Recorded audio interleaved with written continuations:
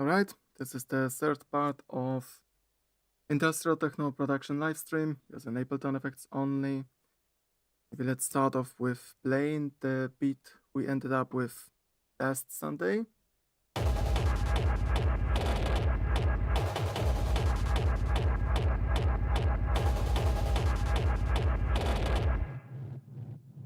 We ended the last stream with making some more complex patterns with the kick drum. I'm talking about these kick rolls, let's say, with automations on high-pass filter and etc. We also made a pad sound out of the kick drum. We resampled the kick drum pretty heavily. Today, the plan for today is to at first add a bit more movement to the pads. I made a note to myself that I want to add some automations, preferably to either volume or to stereo width, to some of the elements of the pad, because the pad is made of two different sounds. When we do that, so we'll start working on the percussion. I'm not sure yet if we will be using samples for percussion or I'm going to synthesize most of the sound. So let's get to work. If there will be some problems with the voice, let me know, because I'm testing out a bit different environments. So maybe you can hear or maybe you cannot hear any noise coming from my laptop anymore. So the voice quality should be higher. Okay. Having said that, I will have to remind just for a second how the part was made. So if I remember, we exported the kick drum and applied a huge reverb to the kick. And this reverb was exported, and I'm playing the same sound twice with a bit different filter settings and with a different pitch.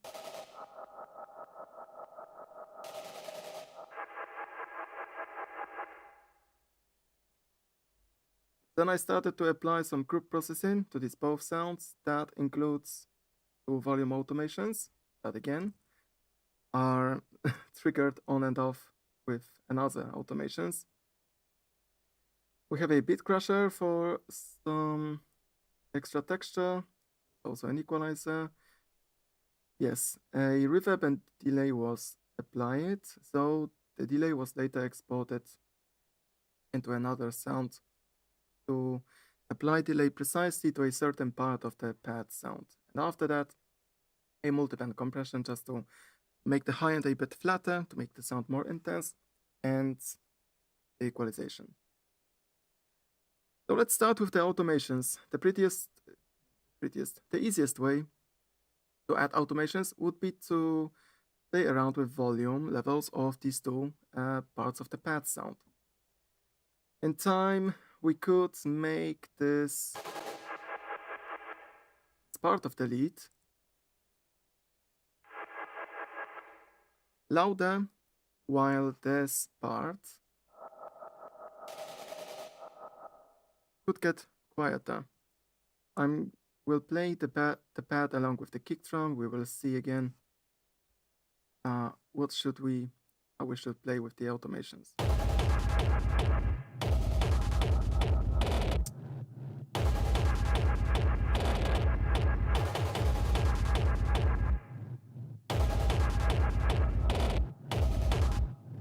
Okay, I have an idea to make the second part of the pads really quiet from the bar 3, and we will make it loud again by the end of the fourth bar.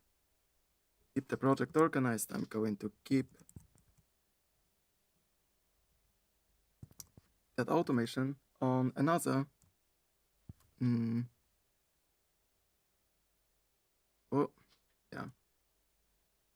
I'm messing around with the loudness. Okay. For a more organized project, I will keep the automations in separate utility effects. And in that way, each automation has its label, so it will be easier to know the project.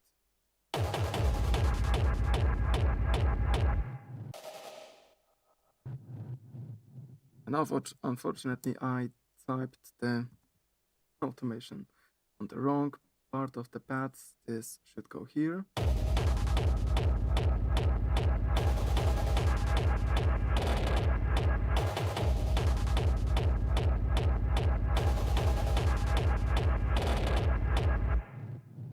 Maybe let's fill it out without having the kick drum in the background.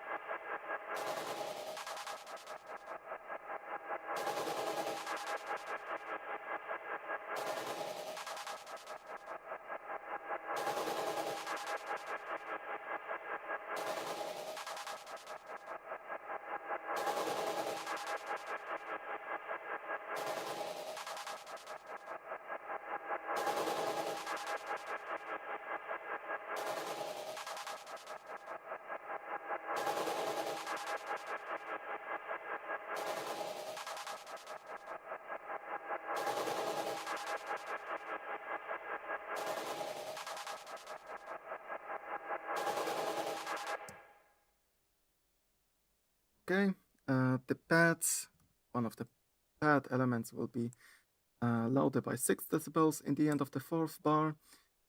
But here the volume drops by too much. Let's try minus 10 decibels at first.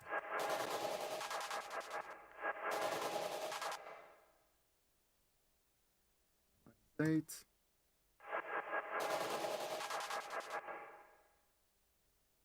Minus 6.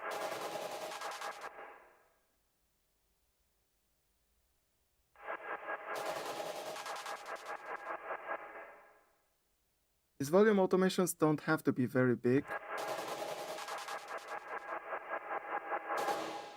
If in that moment, instead of the 7 decibels, I decrease the volume of this pad sound by minus infinity, it would take a long time until we would hear this sound again. We have to remember that also the kick drum will be played later in the beat, so we don't need to reduce the volume by that much. And throughout the first 2 bars, I think I would like to make also the same element of the pad to fall a bit behind.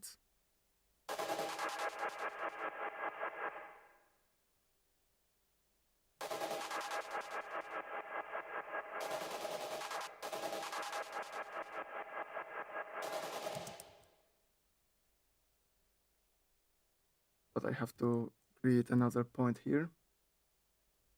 The automation lane, and now this is going to work.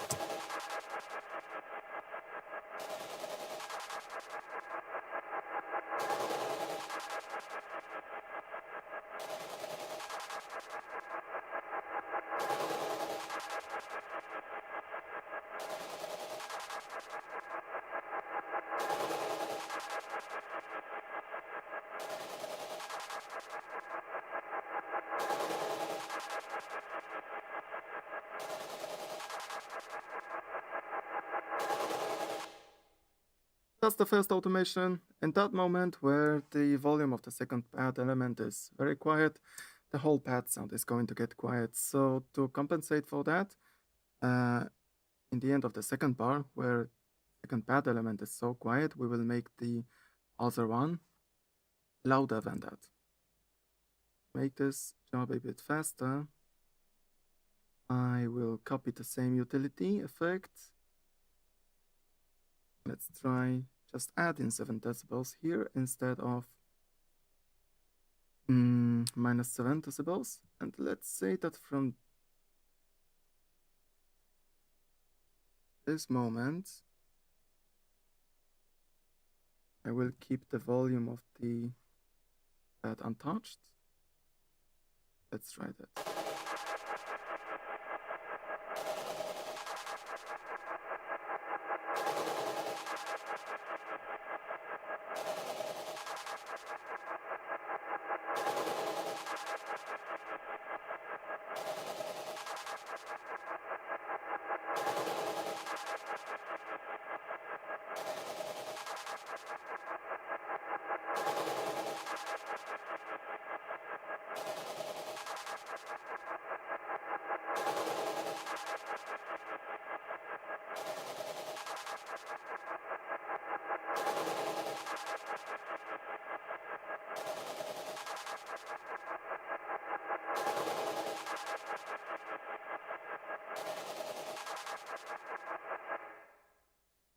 And let's keep the automation just like that.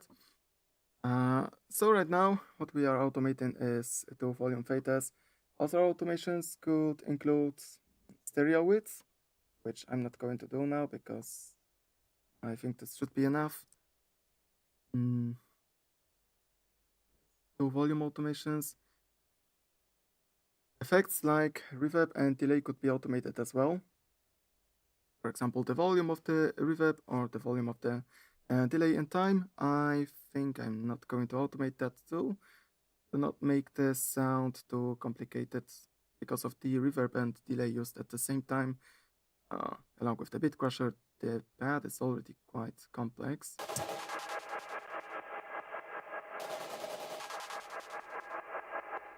So let's see how these automations sound like with the kick drum.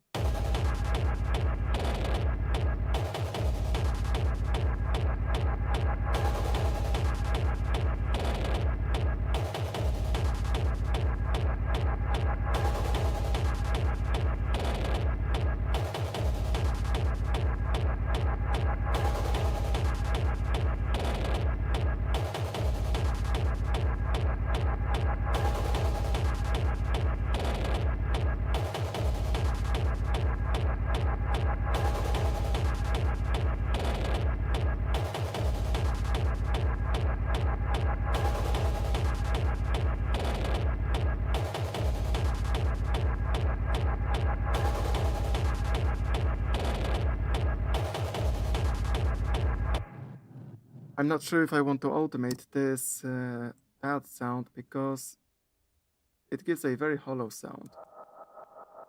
There's quite a lot of hollowness here, so if I make the volume go up in that moment, the whole pad sounds like it will need more equalization because of a more hollow sound. So probably in the end we will keep just a single automation like that.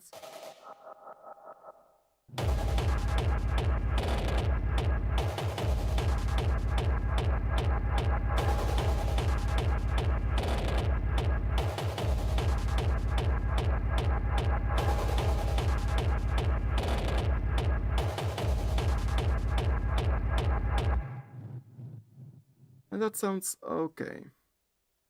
So as the next thing, as I will assume that now all the automations are added, I will start equalizing the pad, starting from the whole pad group that includes these two pad elements, as well as that separate delay effect. I find the equalization to be easier when I loop a small part of the pad sound, so I don't get distracted by the effects that are turned on and off by the automations. So let's maybe play this first part of the pad where volume doesn't change that much.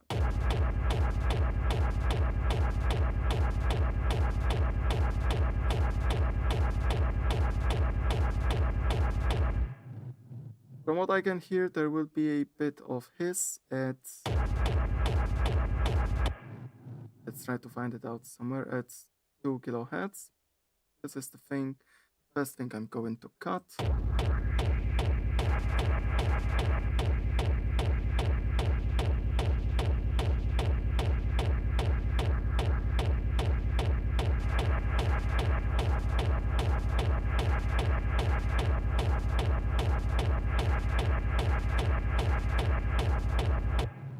Somewhere around that range, there will be a bit too much of hiss. Let's turn the gain to attenuation and find that frequency range we want to cut.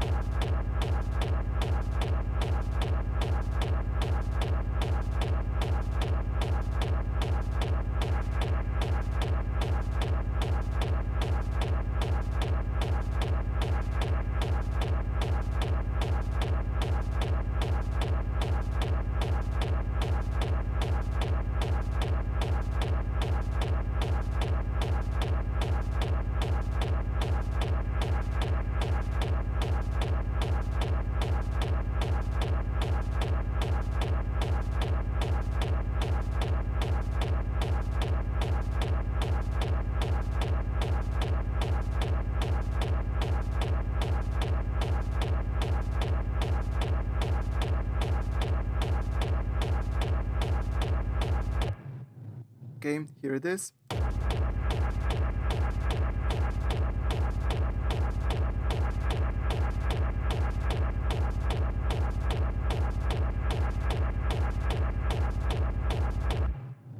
Of course, equalization like that, and making a cut somewhere at 2K will give an impression of the pad being less bright, but to compensate for that, we can try to use now a high shelf filter. That is if we will discover that this pad indeed needs to be brighter. Something I want to check right now.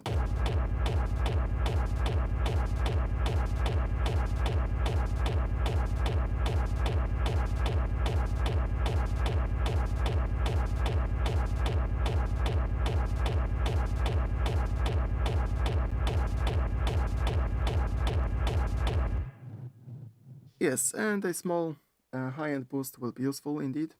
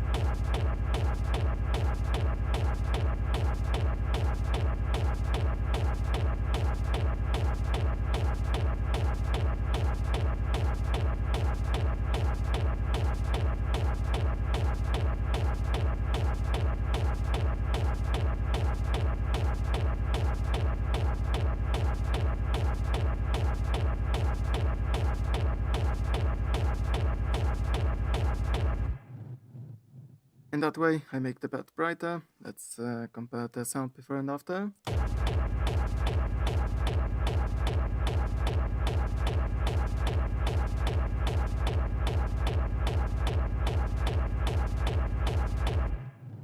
And on average, a high shelf filter will be the best for making subtle changes in the frequency balance.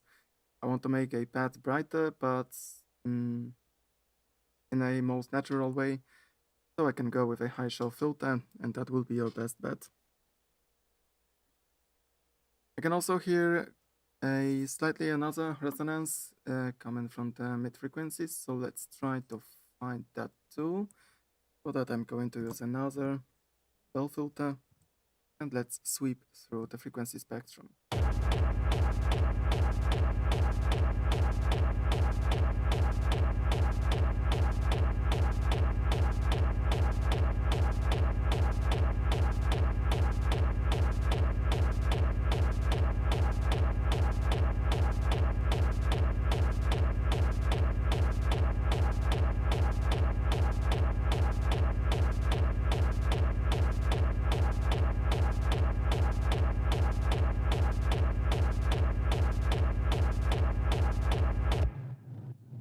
Yes, this is exactly that sound at 800 Hz.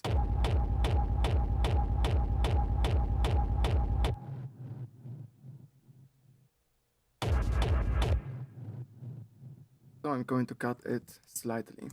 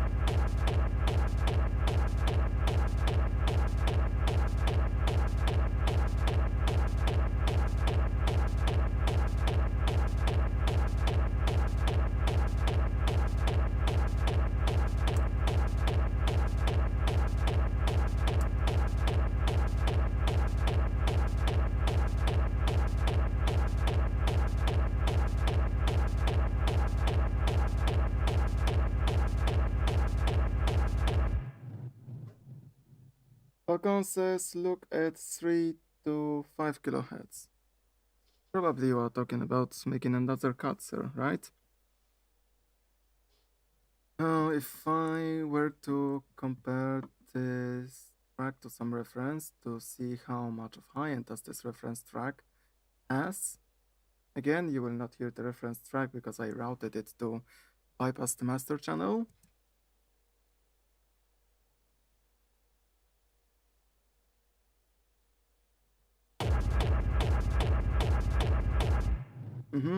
It turns out that we will need a bit more high-end cuts, so thanks for the suggestion, Falcon. I will just find a part of the reference track where some of the high-end is present.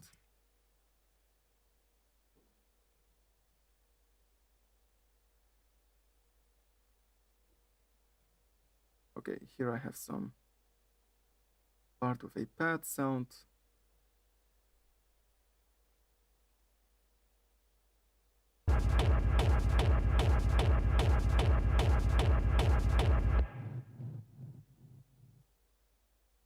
And now to return to the pads, let's make another cut. The high end.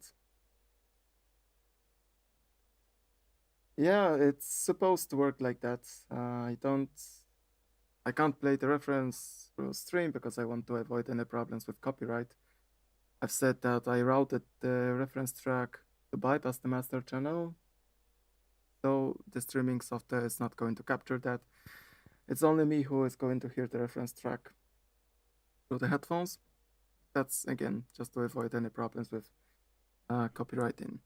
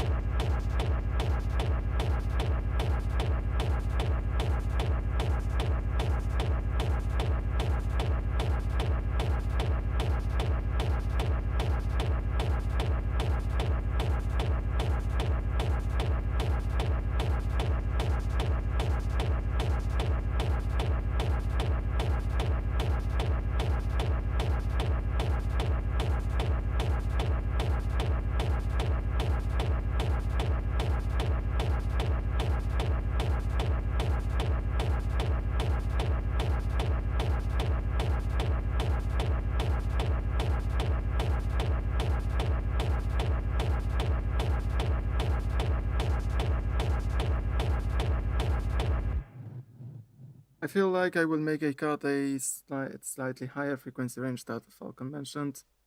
Let's try cut in 6K.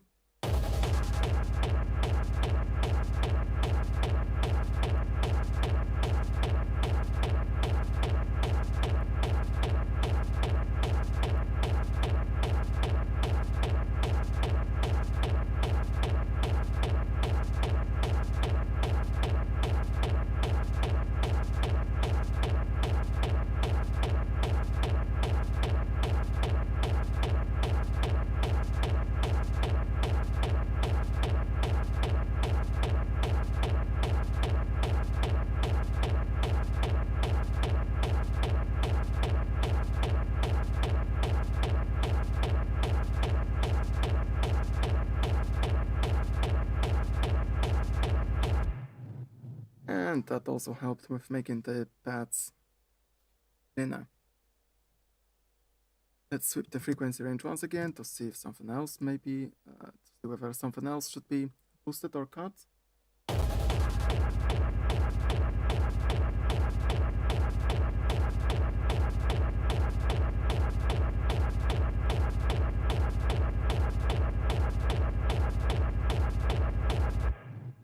Typically the 500 Hz range in this kind of sounds would be something to avoid. It's very easy to add hollowness to that sound. If I quickly turn on and off this EQ band here, you will notice what you will know what do I mean by that.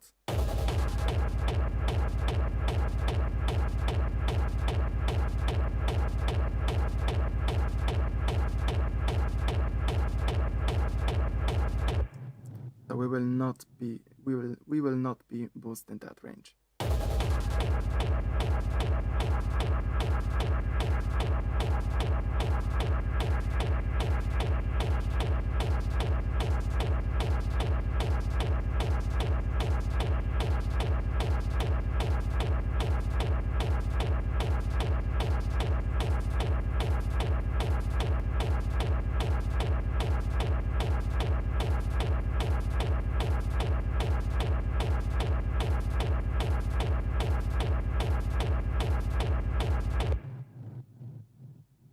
I boosted 10K slightly, maybe not slightly, but by 4 decibels, and I think that I would like to make this pad a bit even brighter. But maybe instead of boosting the 10K range, I'm going to just increase the gain in the high shelf filter I set up a while ago. The reason would be that I want to reserve the 10K range more for additional noise sounds and hi-hats.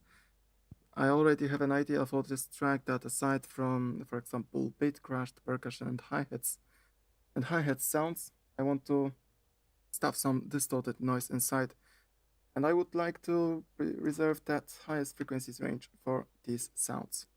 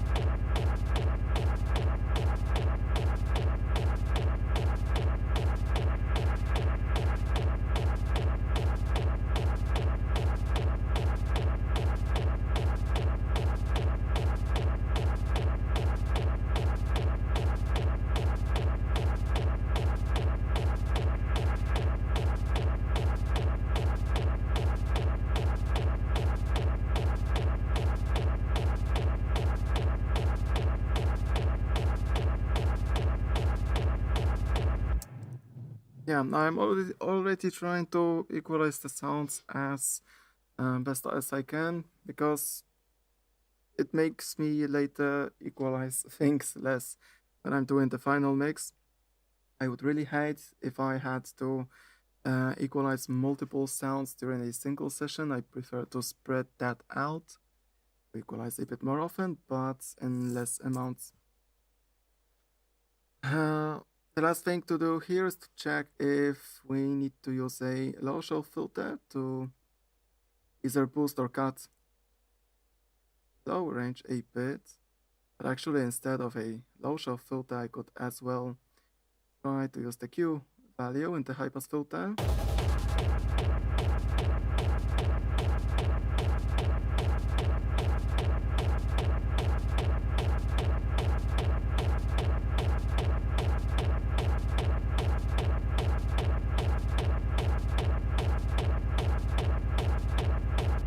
Let's leave it like that, and once again I will sweep through the frequency range to make sure that I'm not going to cut anything more here.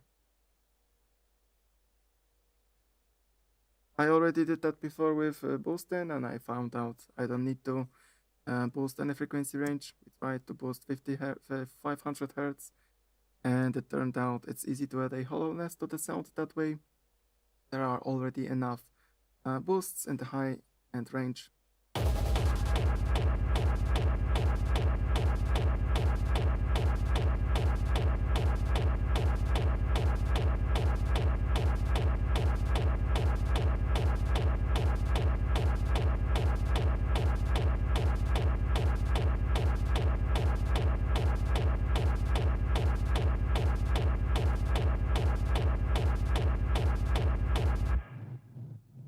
And yes, I will make another cut in the mid-range, a bit lower than 800 Hz, to keep the pad, to make the pad sound cleaner.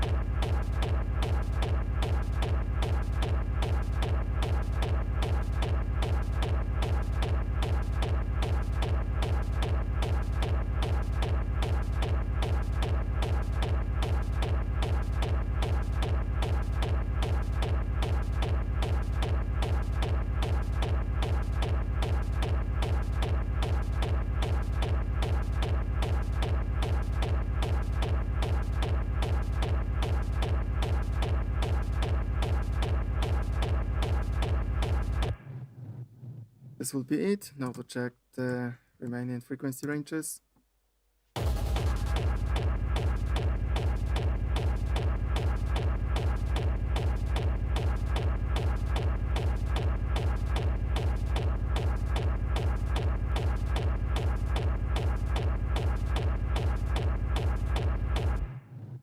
Alright, so far it should sound fine. I tried out making a cut somewhere around 1K.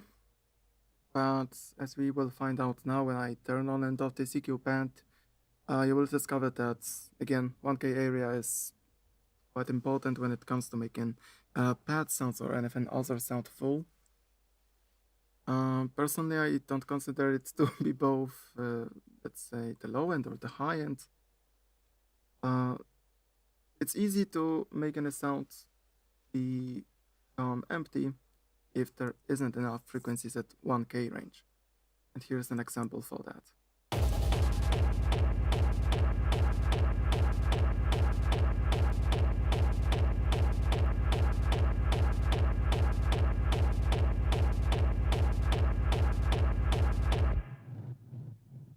The whole pad with and without the CQ8 is going to sound like that.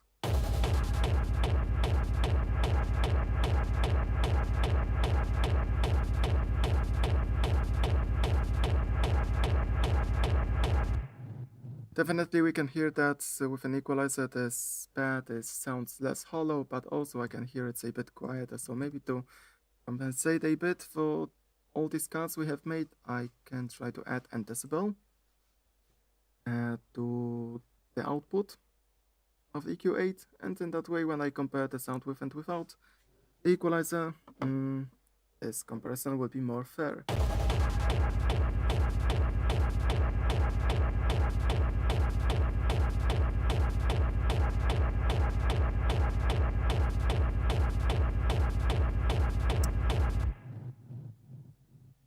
Apart from that, we could also EQ a bit these three separate elements of the pad sound. Fortunately, some of them are heavily filtered, so there isn't going to be that much of work when it comes to equalizing everything else. So maybe at first I will begin with doing the exported delay sound.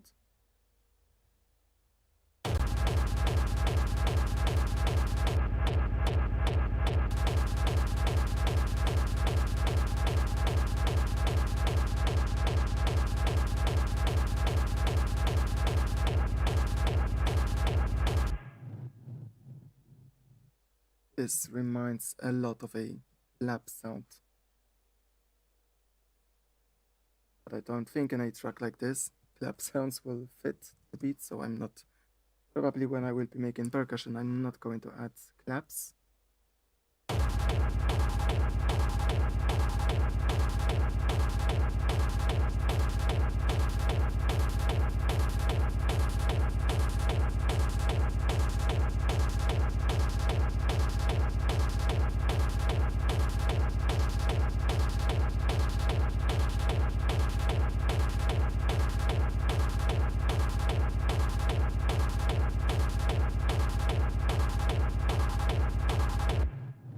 And the only thing that would make sense in boosting here is again the 1K range. If I make a very high boost, by actually working with the, once again, Q parameter of the high pass filter, we can make a nice resonance. We can add a nice resonance to the sound.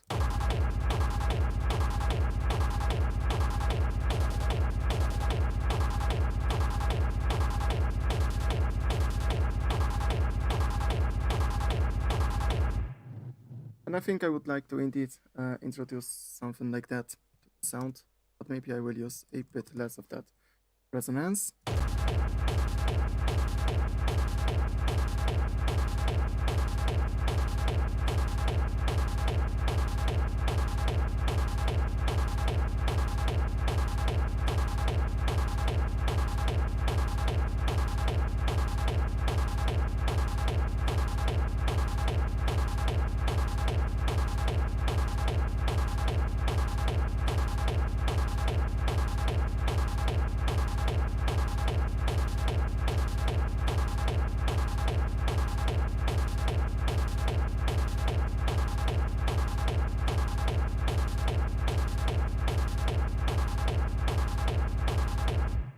So in that way we can make the delay itself a bit more full.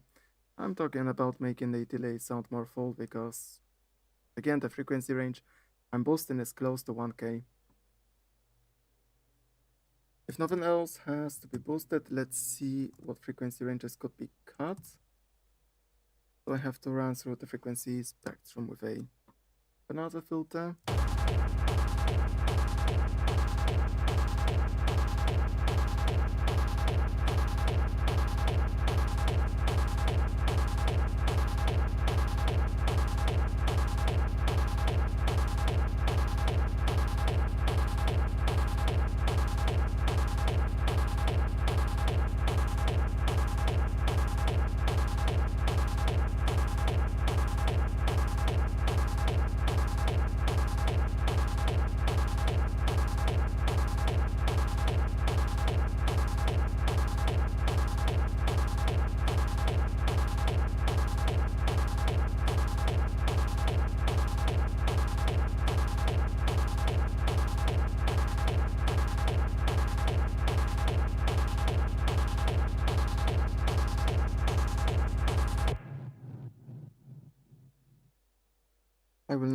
I will also not cut anything, and that makes the first add element equalized. I will turn the volume of the beat for myself just a bit to make my ears last longer. And here's the second pad sound we can EQ. So let me see. Will EQing this is EQing that going to make sense at first? Let's see how much space does this sound take.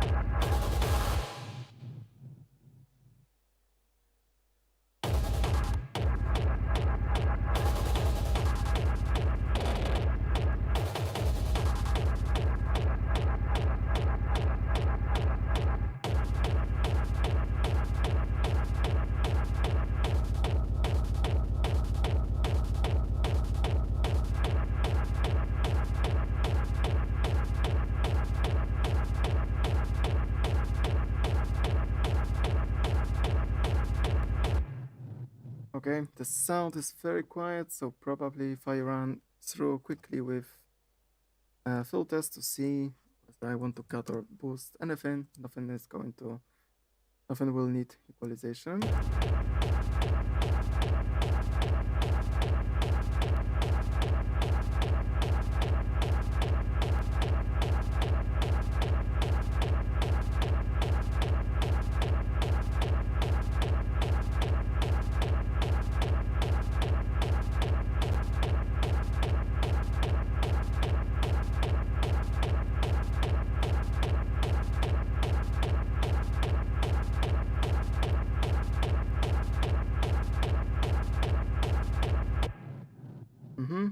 maybe I will make a slight cut here by again using the Q control in the high pass and the low pass filter.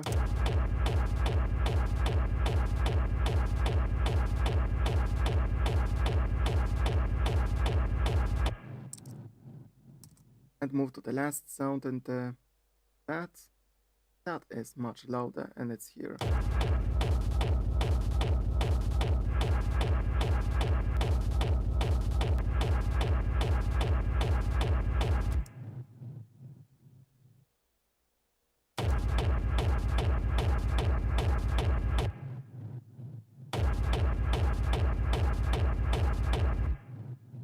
Here's a fun fact: even though that we don't see much of the highest frequencies in the spectrum itself of the EQ8, it doesn't mean that there are not any highest frequencies.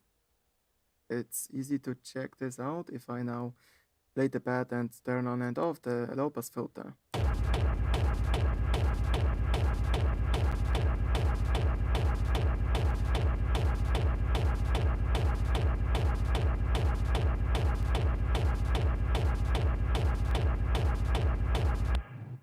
There is going to be a slight difference in the sound, so in case you are equalizing and mostly trying to EQ stuff while looking at the spectrum, unfortunately you can get misled pretty easily. So as I always say, what does matter is what does something sound like and not what does something look like. Let's change that high pass filter, a low pass filter, once again, a high shelf filter to see if we need to make the pad even brighter or not.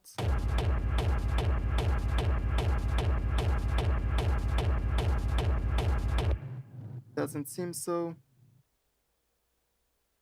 So let's see if I need to make some boosts or cuts.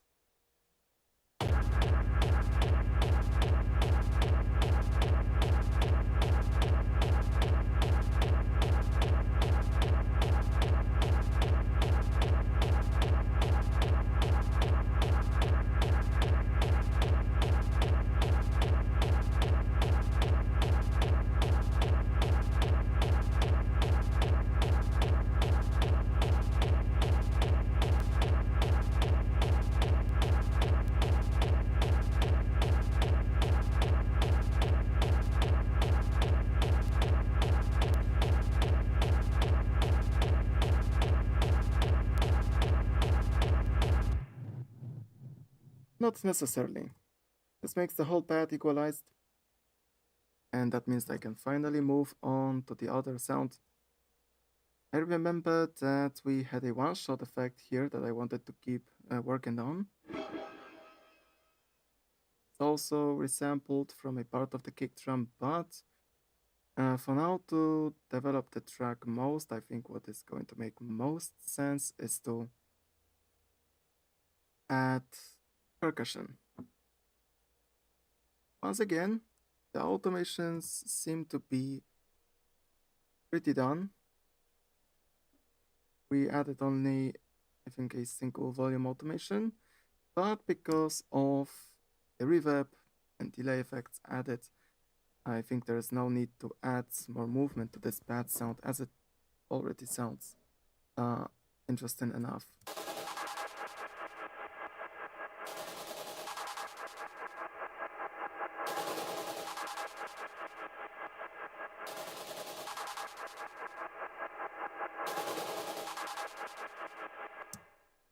Without the volume automation I added in the beginning of the session, the pad is more static.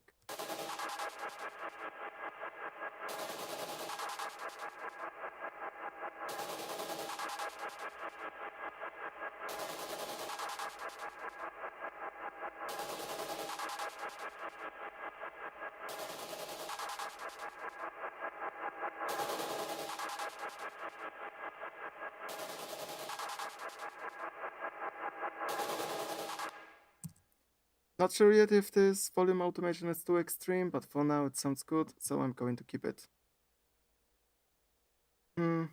Regarding the percussion, I was interested in, well, I'm just interested in again, less natural percussion sound. So when it comes to the percussion that sounds a bit less natural, maybe let's try synthesizing something.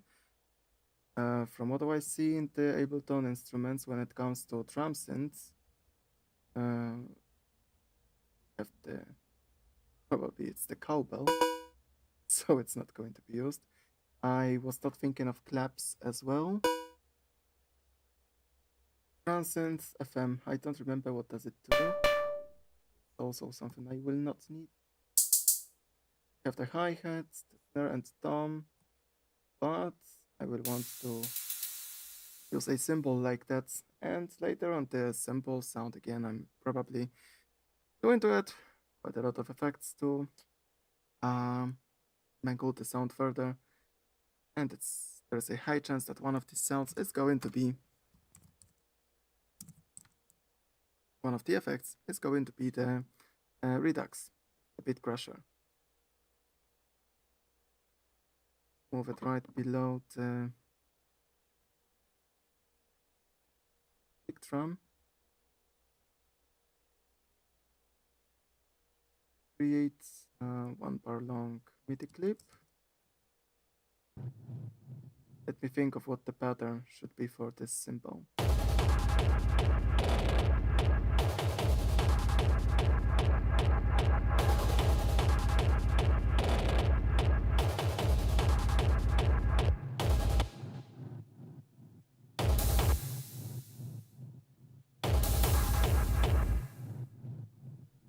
A pattern like that, but twice as short.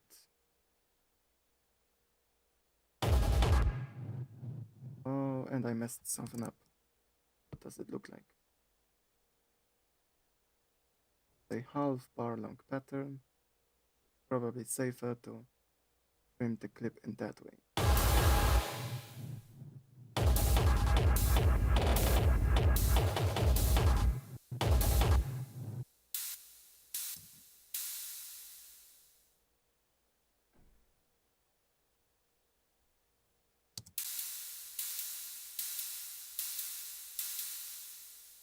I want the second sample to be pitched down.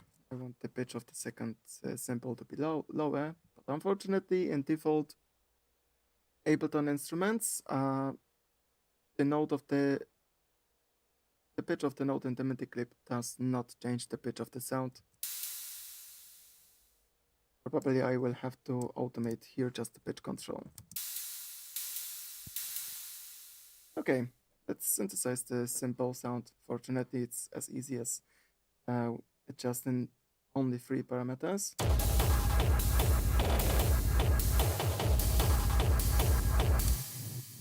To hear the sound better, I'm going to turn up its volume.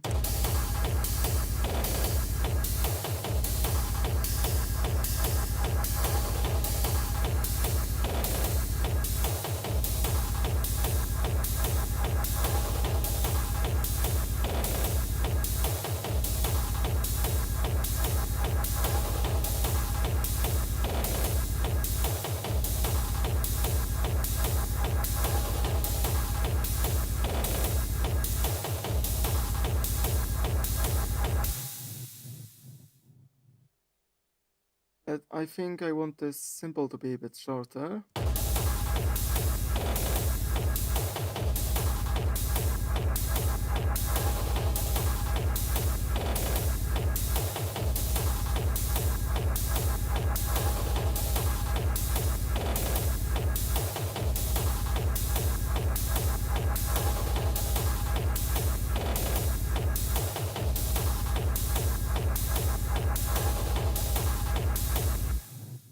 And we will keep the volume intact as I even temporarily turn up the volume of the sample to hear it better. Out of the effects I would like to use to make this symbol even more weird.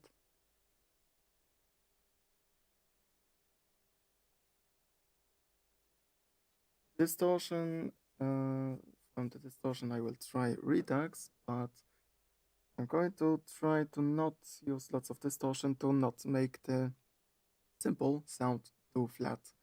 Some dynamics could be useful, But aside from the redux, I can try to use the overdrive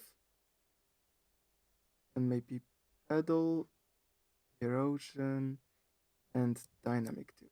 But the redux will be the very first effect I will try. Using a compressor is not going to make much sense of now. In the end, an equalizer will be needed.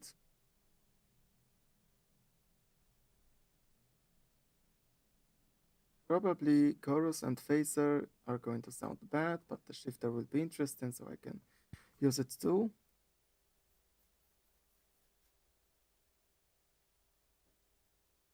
And check out the corpus and vocoder to add any more texture to the simple sound. And that would be everything. Okay, let's begin by checking if either chorus or phaser and flanger will make any sense here.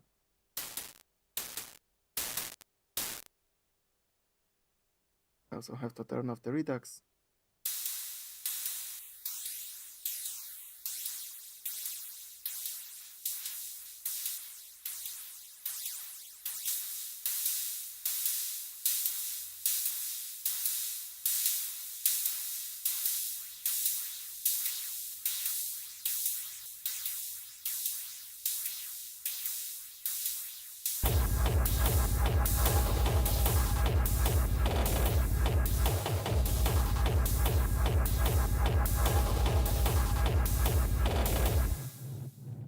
Now, with phaser the sound will be moving too much. I already have some automations on the pad sound, so that would give me enough of movement.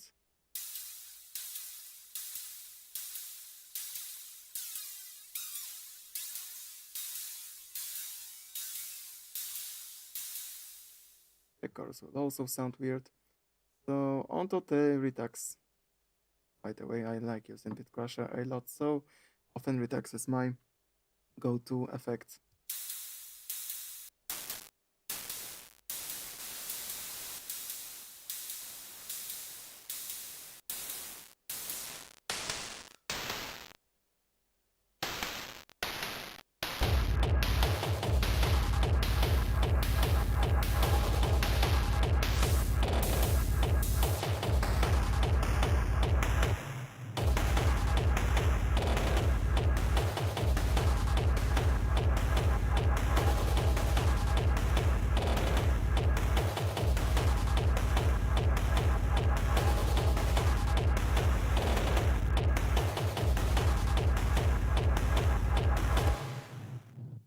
I will focus on adjusting the redux in that way to add quite a lot of mid frequencies to the simple sounds to make it sound very crushed.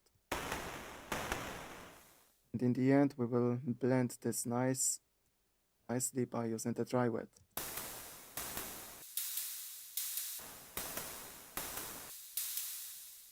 That is going to make that simple sound much more interesting.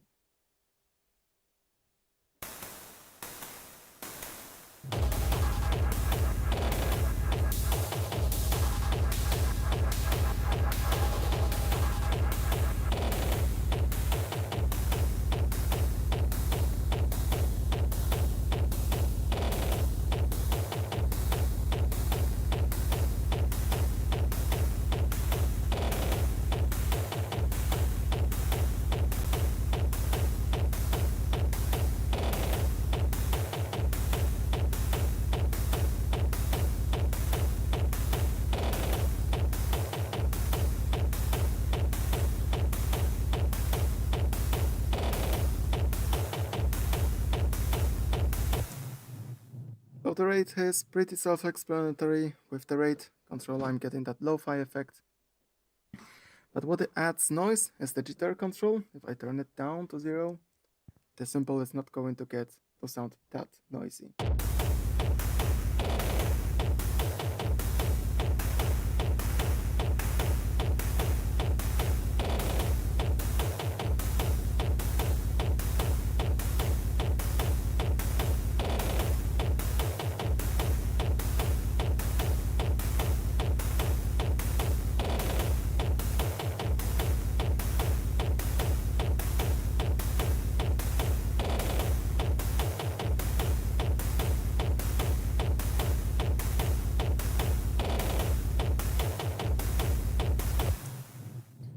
We can also reduce the dynamics of the sound heavily with the bits, but probably it's not going to make any sense here, because lowering the bit depth will make the symbol much shorter.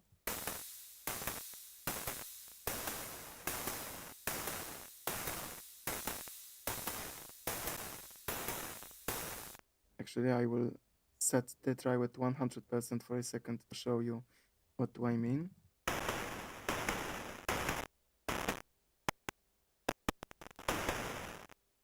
But since we are going to blend this effect, using the bit reduction is going to make slight sense.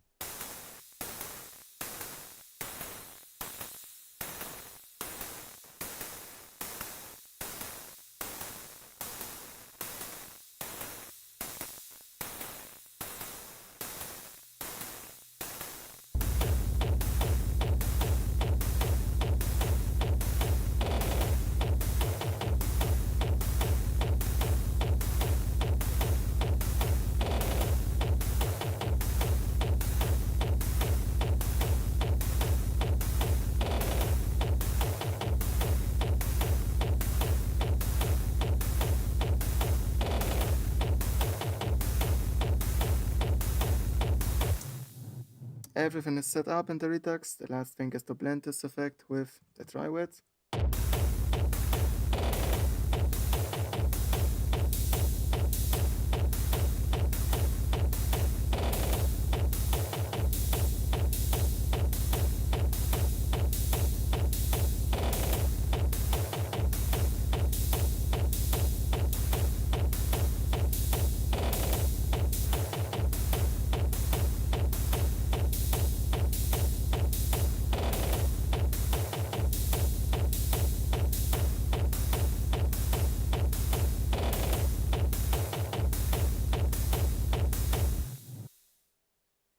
That is the first effect I will use on the simple sound. Let's try out the remaining effects.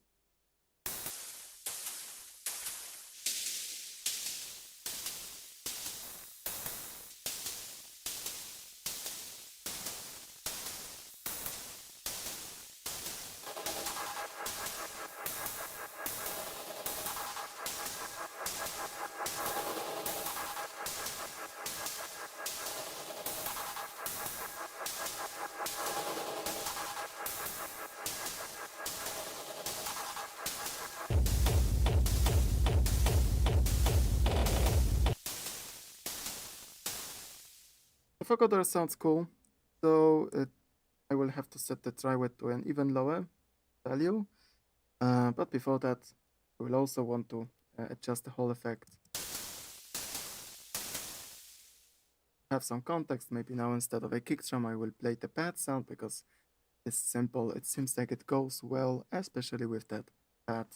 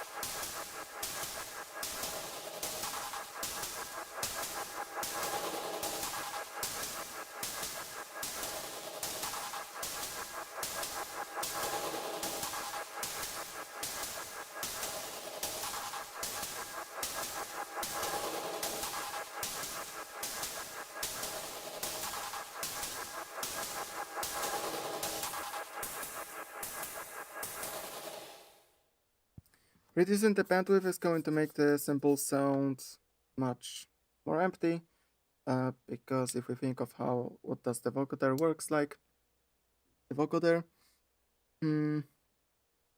plays a noise, that is our carrier signal, but it plays it with the volume amplitude equal to the one from the simple sound.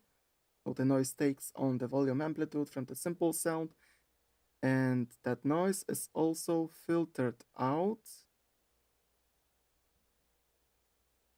accordingly to the simple sound. So it also takes on the frequency spectrum of the simple sound. To explain it a bit more precisely, I would a bit easily, I would have to make some drawing in Paint or whatever else. But the point is that the noise is filtered heavily using a series of bandpass filters. So the smaller the bandwidth, the smaller the bandpass filters are that filter the noise. So that's why when I turn down the bandwidth, the sound gets more empty.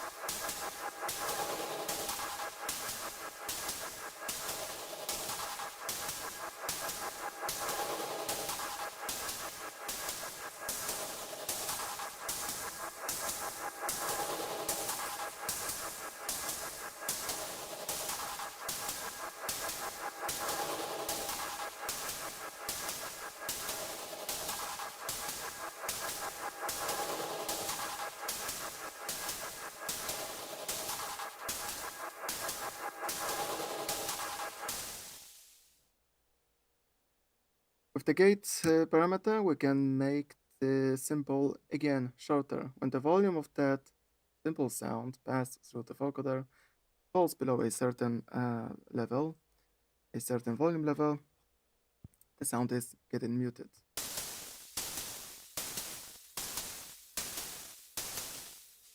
I might want to use it to control the sound more, so on the other hand, all of that noise will fill the beat better.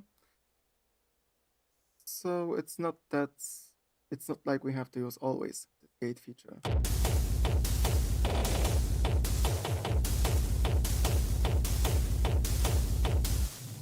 And yes, I'm going to keep it.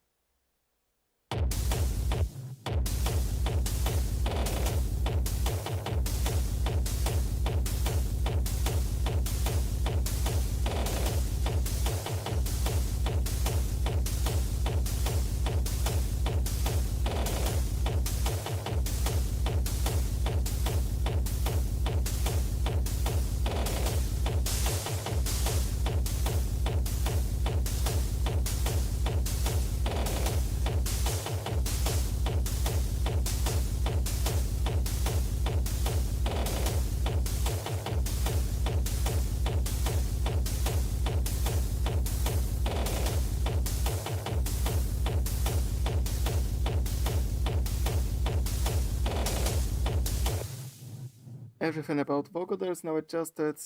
Let's use the try with knob again to blend this effect.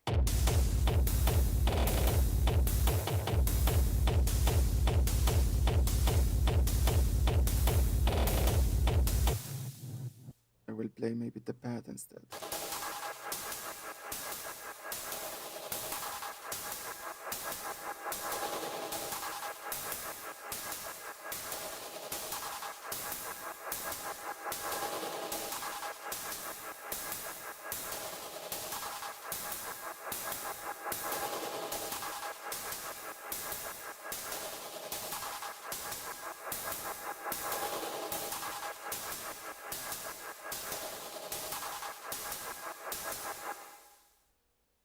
This would be it. Let's check out the other effects. I'm not sure if they will be of any use.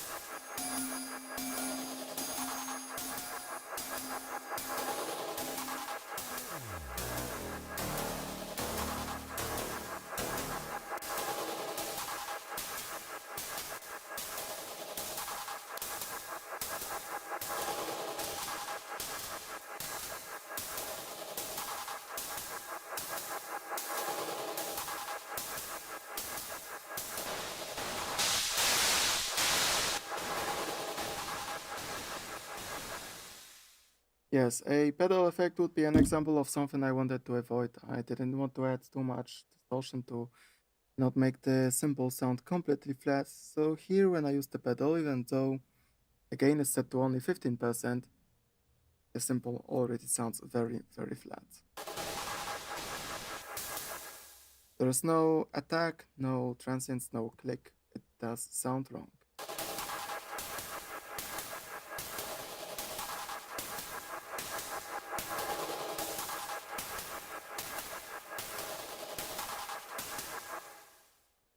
Normally, if we didn't use the erosion, if we didn't use the vocoder and redux, the erosion could give the cymbal some noise, but we already have all the noise we need from both vocoder and redux. At last, we want to try out the dynamic tube, and we want to equalize this cymbal a bit. Remaining samples, percussion samples, I think they are going to come from samples. I will not be synthesizing anything more to keep some balance, because I think that once I have such a long and distorted simple sound, the hi-hat samples I will use later will be mostly closed hi-hats that will give me enough of a rhythm.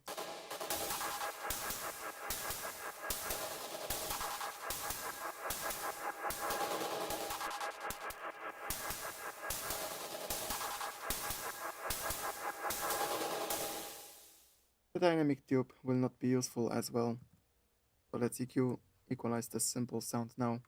But before I EQ it, I want to adjust its volume more precisely.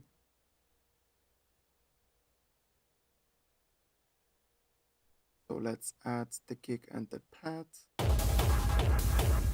One more thing.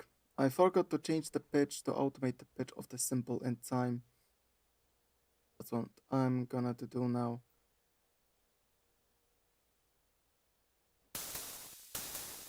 But first I wanted,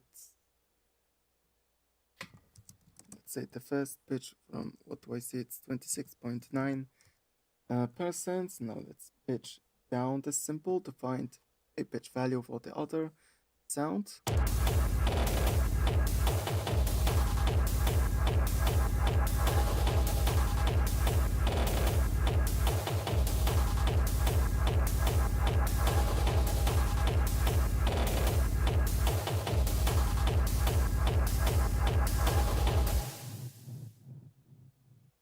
But from what I hear, it doesn't sound that interesting. Changing the pitch in the simple effect, simple instrument, doesn't give me a result that I expected.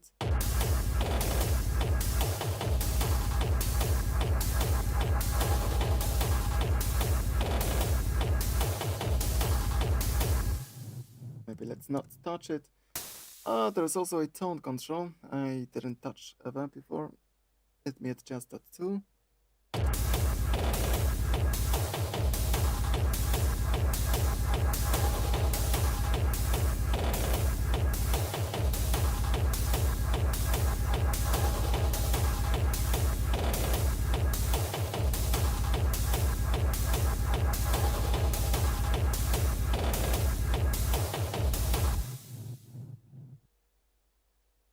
How to work with this pitch automation? Maybe I can try to automate the format control that also will change a bit the pitch of the sound.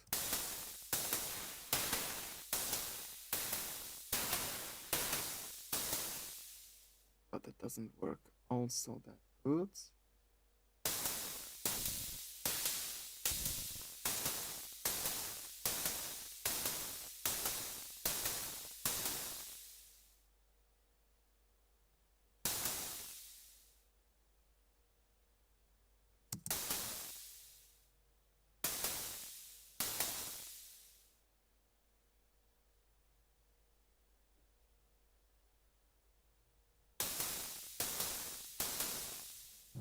So all that's left is to set the volume and to equalize the cymbal.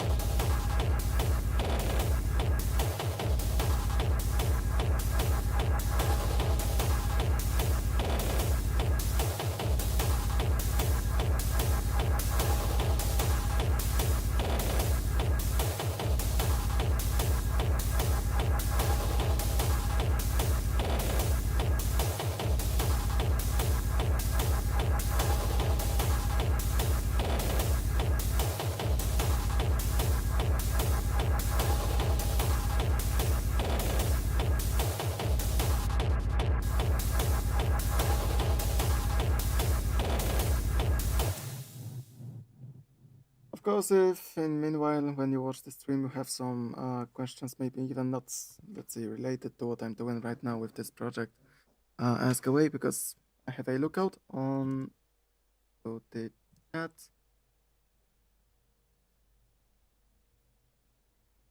So I should not miss anything. In the equalization, once again, we will have to begin with a high-pass filter, because even though it sounds like simple takes mostly the high end, there is already on the spectrum quite a lot of low end. We can see that low end, and we can also hear it.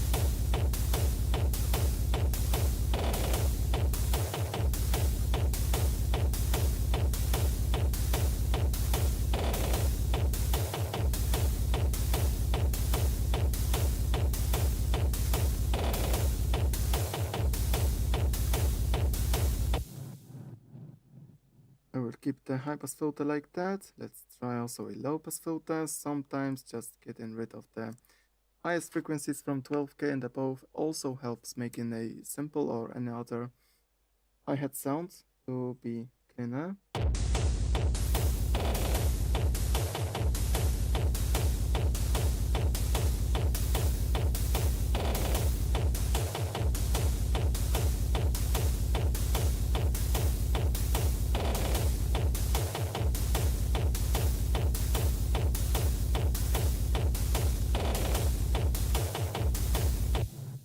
But this here doesn't seem to sound very interesting.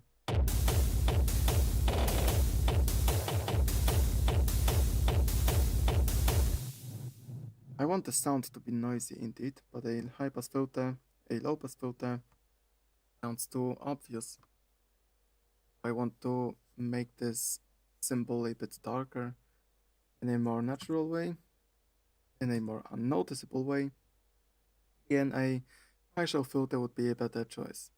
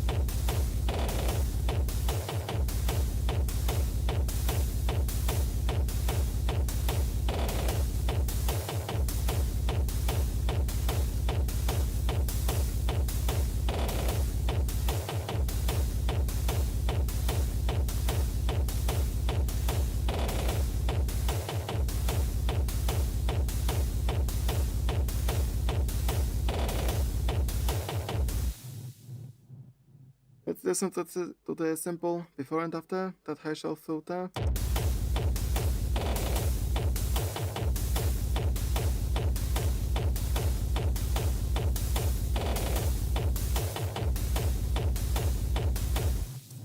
And in that way, we also get rid of the noise, but it doesn't sound that obvious.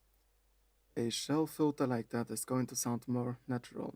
Let's try the same with a low shelf filter to see if I need to maybe add more mids to the sample or not.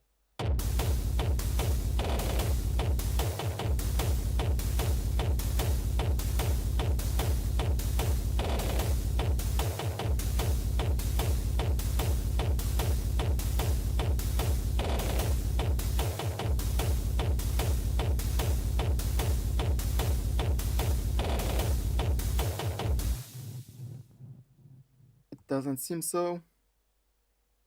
That's why at last, again, I will sweep through the frequency range with a bell filter at first, when with a gain, and then with attenuation.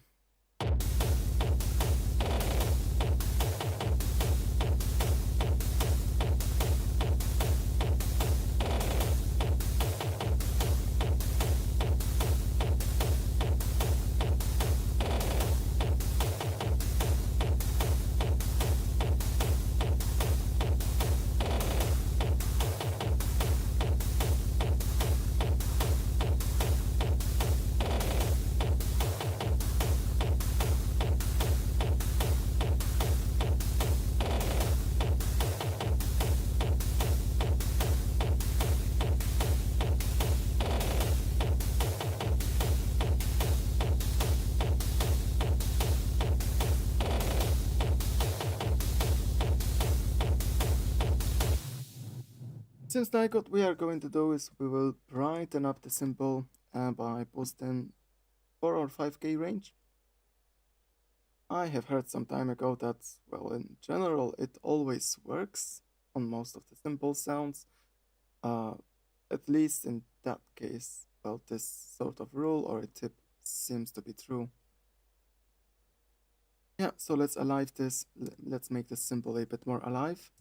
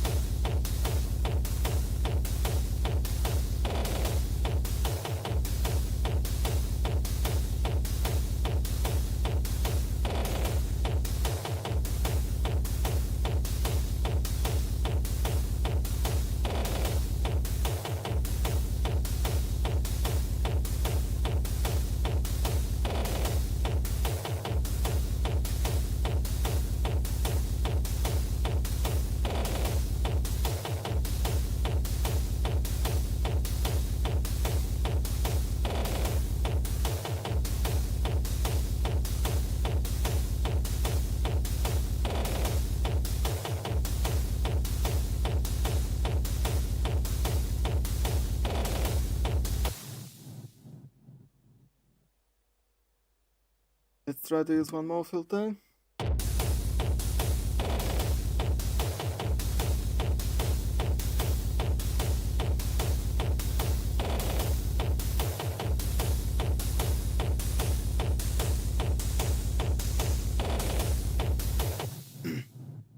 But from now on, if we were to post anything, we would be adding already too much of noise to the symbol, which I wanted to avoid.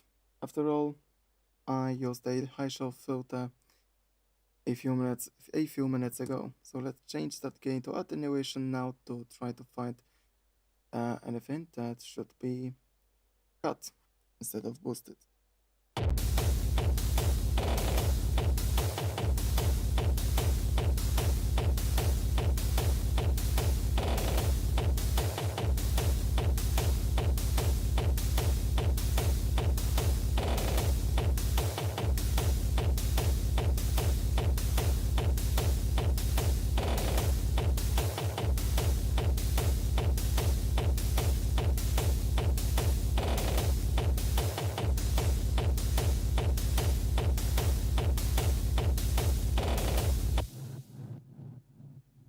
will clean the symbol a bit by making a cut that's somewhere at 900 Hz. So yes, when we were equalizing the pad sound before, I mentioned that 1K range is something that we want often to boost because it helps making the sound more rich and full. Now it turns out that the symbol it sounds too full and it is a bit hollow. So it really depends on the sound.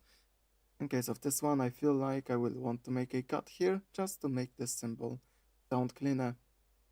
That would make sense because with the Redux and vocoder earlier, we made the same symbol sound more dirty.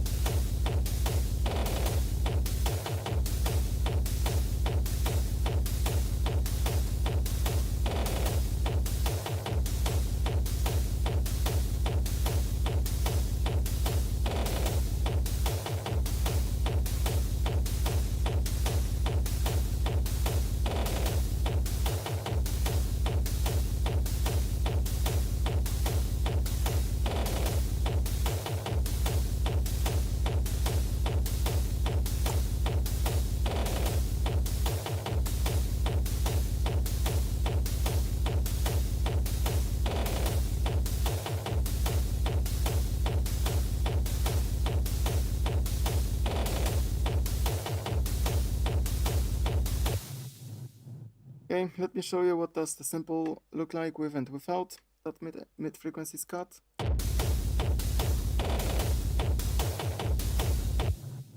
Maybe let's also play kick drum only in the beginning without these distracting kick rolls.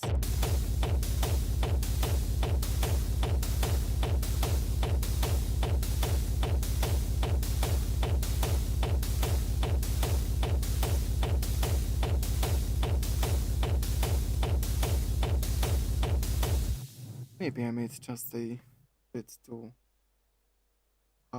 much cut. I cut. Never mind. Let me try to use another filter.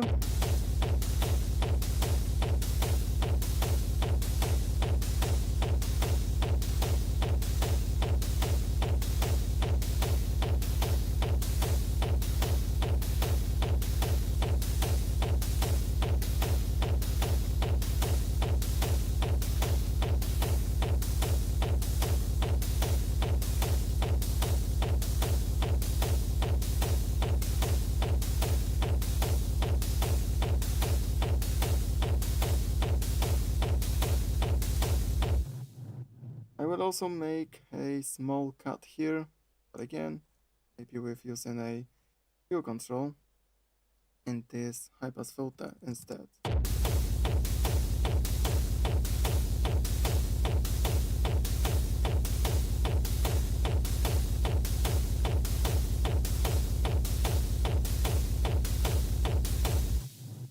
Just like that. This would make the symbol equalized. And this symbol is not going to be the only percussive sound.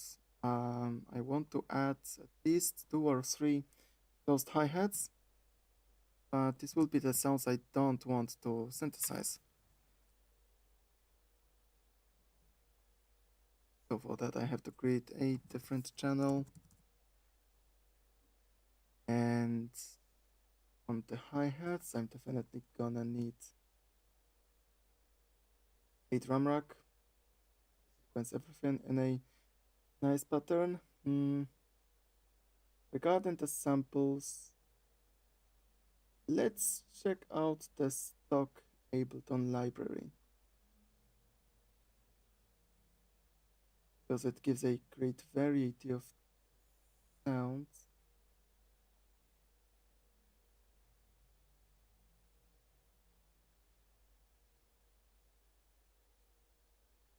Okay, probably you will not hear the hi-hats, but I will drag them into the drum rack soon. Now I'm thinking of what samples to use. Maybe I will check out the Vengeance also quickly.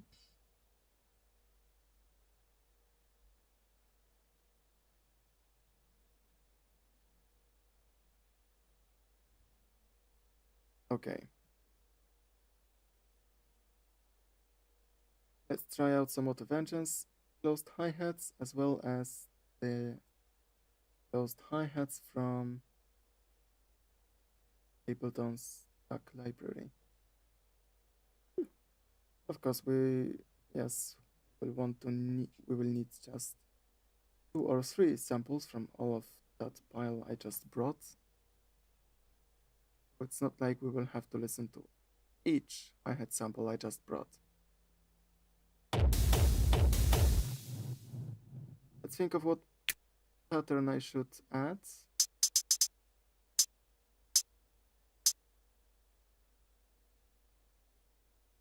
Maybe in that moment I would like the pattern to be more glitched more.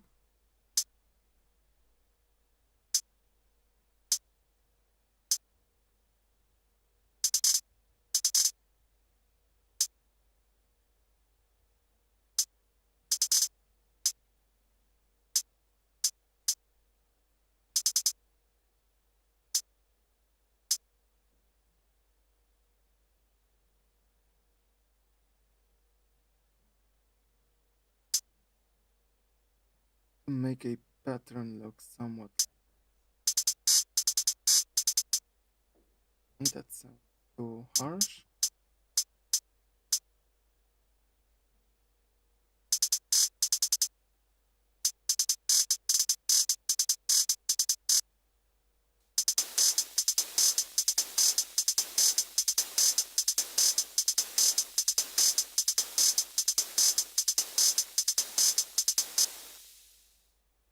I will add the pads instead of a kick drum maybe.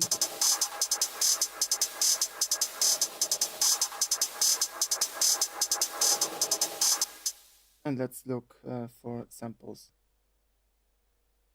I have two questions. In addition to using Dorian, Phrygian, minor, and detuning, what else I can do to avoid getting weak and cheesy pads? Hmm.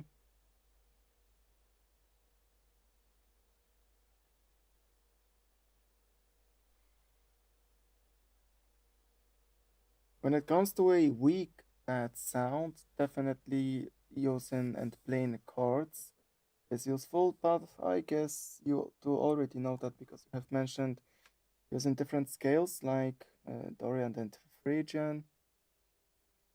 When it comes to weak pads, also a decent reverb helps. It doesn't mean that we have to, for example, always to use a Ableton stock reverb effect because it's pretty limited. For example, when I want the reverb to sound a bit more dull without that much of the high end, one of the plugins I could recommend is Soundtoys Little Blade. I want the reverb to be very light and natural, almost as in the Serum reverb, for example. We can try to use a freeware Tal filter, a Tal Reverb 4 effect. There is also a Tal Reverb 2 plugin, but the Tal Reverb 2 is more of a rich plate type of reverb. And of course, high-pitch reverb is something I can also recommend for adding any sorts of textures to the lead sounds. That would help when it comes to making the pads seem stronger. About a cheesy sounding pad sounds, I really don't know much. What do you mean by that? Usually when a pad sounds cheesy, when the pad sound I make sounds cheesy, it mostly comes from a poorly written melody. The second question, where I can get random MIDI patterns to try on my percussion elements until I find the rhythm vibe I like. Oh. I've never used a tool like that before, but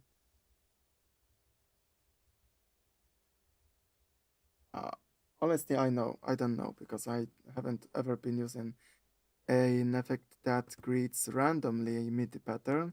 But I'm sure that when you type something like that on YouTube search, some of the you will find some, at least a few videos on that.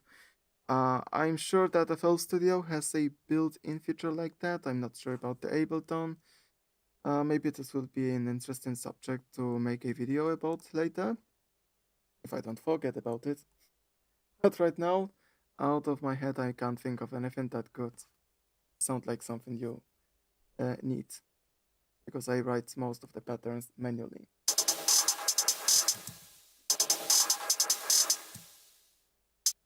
Okay, let's add the fourth hi-hat here, but with a lower velocity.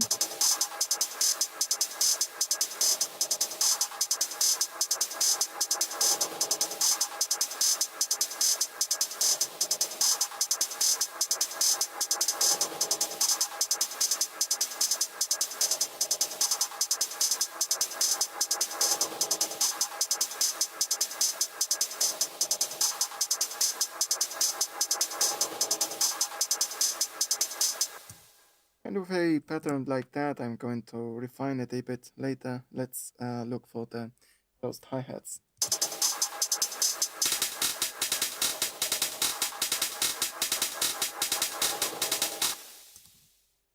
Maybe let's turn down the volume of samples, but maybe not through the channel fader. Instead, we will use the volume control inside of each simpler unit. And hit copy value to siblings, and now every hi-hat sample I loaded into the drum rack will have lower volume.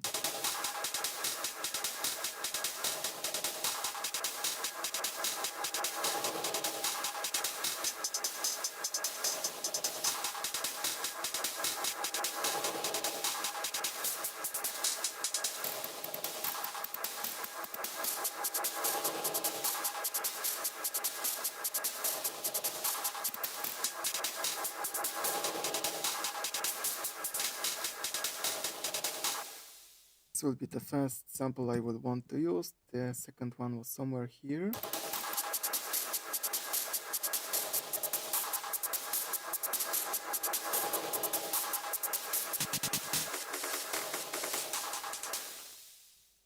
That's the one.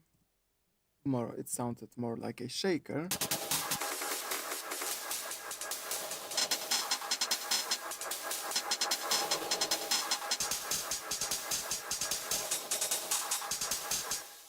This one sounds cool. We will also keep it.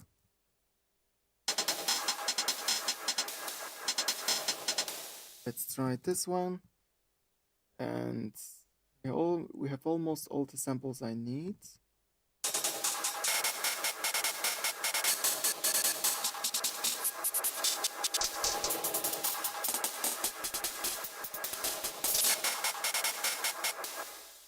The last sample I will use. Some of these hi-hats here are really original. Okay. Now I want to remove all the samples I didn't decide to use. So let me turn on the MIDI notes for each hi-hat I have chosen. In that way.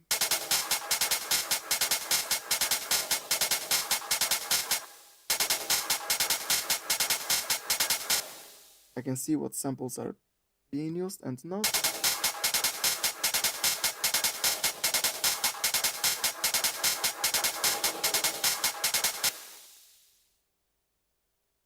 And I can remove quickly all the samples. And these are the closed hi-hats. I'm not sure if I want to use either the open hi-hats or other sounds.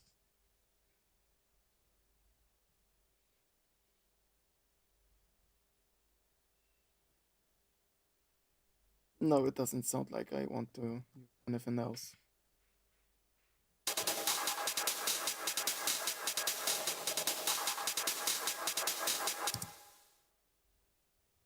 Also, the claps will not be useful. Yeah, let's stick to the hi-hats only now.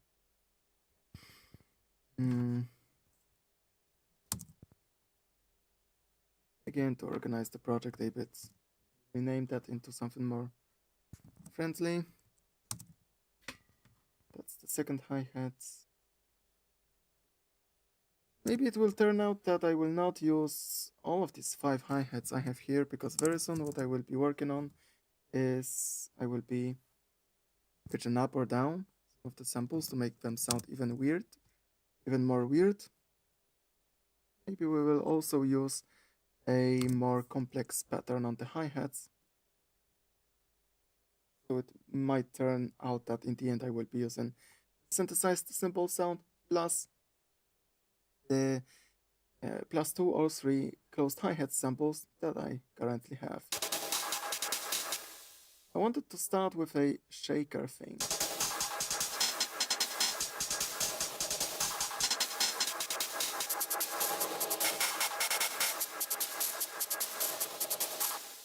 This is the shaker here. Now what about the pattern? Let's refine the pattern before I actually start warping the sample.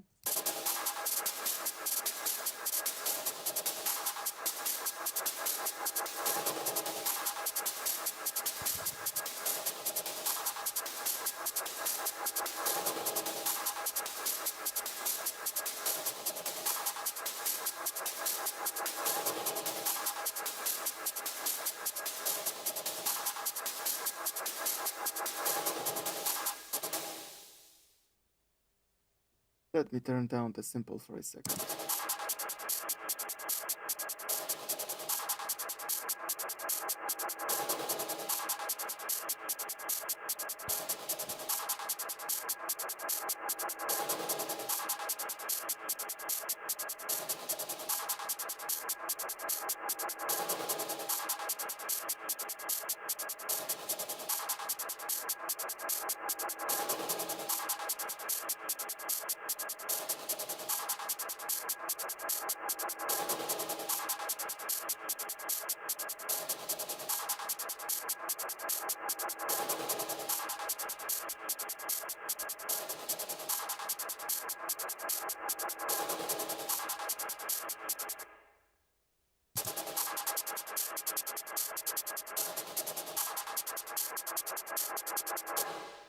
Okay, we will leave the last, I don't know, 16ths of a bar empty. Never mind. Now onto the sample. As usual, at first I play around with the pitch, with the warping of the sample.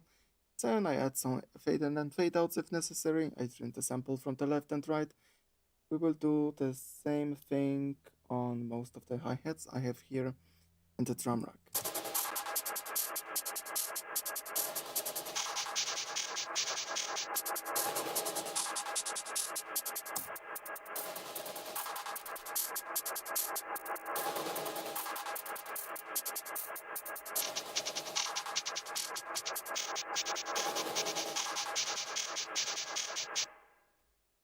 Probably I will pitch down the sample, but just slightly, because I liked the shaker for bringing into the percussion more high-end.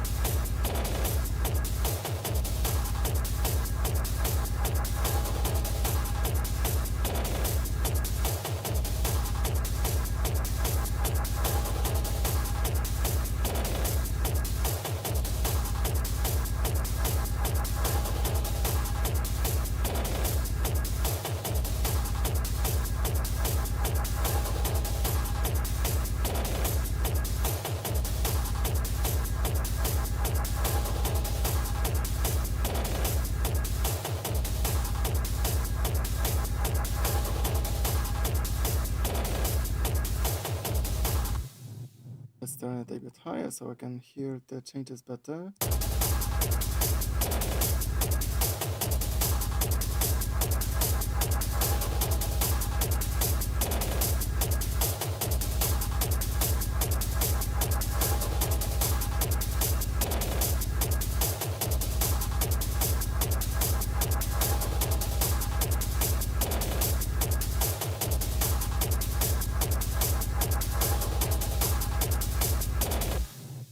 And to keep the percussion sound fuller, I will not trim the sample, so I trimmed it only from the left.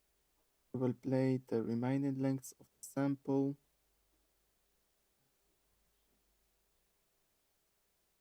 Let's also try to use fade in.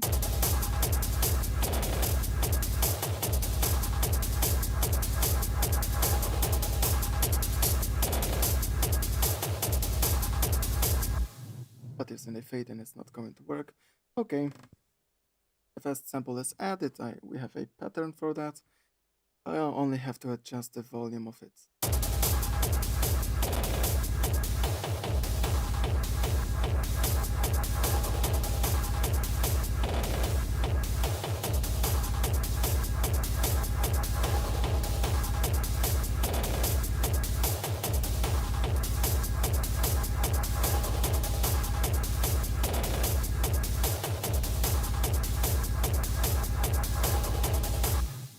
There's one thing I have to do to this closed hi-hat sample before I try to add any samples. The sound is quite dry, so I need to add some reverb. Let's use a parallel processing rack for that, but maybe instead of a stock reverb, we will see what does the hybrid reverb sound like.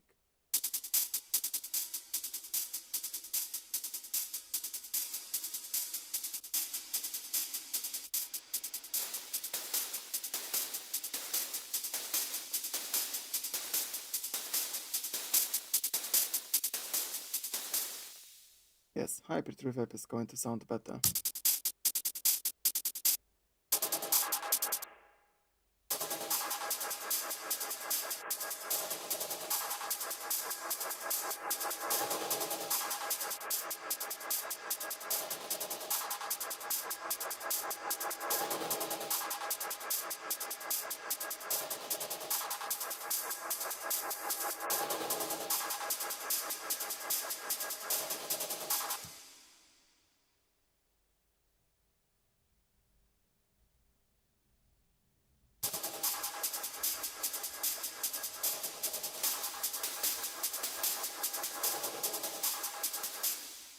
Okay, whenever I'm doing the sound design or mixing, when I want to fine-tune some of the effects or instruments, it's better for me to always have something playing in the background because, again, it gives me perspective. So I believe in that way it makes it easier to make all the sounds and instruments work with each other better.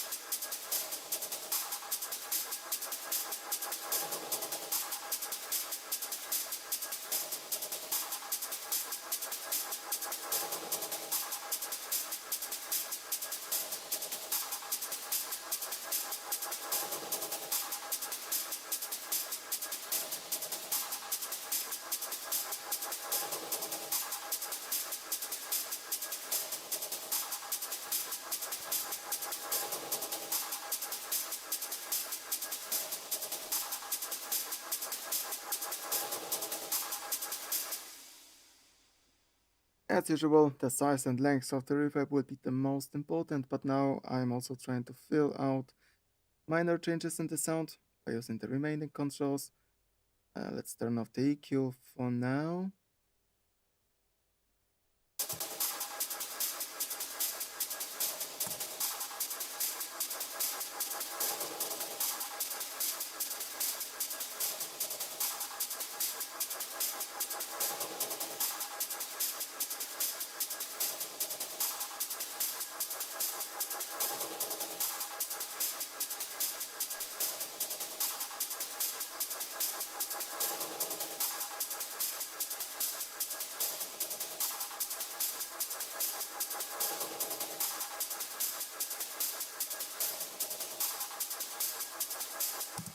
One of my most favorite things about the hybrid reverb is that diffusion effect, diffusion parameter. With that, I can make the reverb sound less dense, and instead of a very smooth and rich reverb, I'm getting something that could remind a series of echoes. Let's listen to that in solo.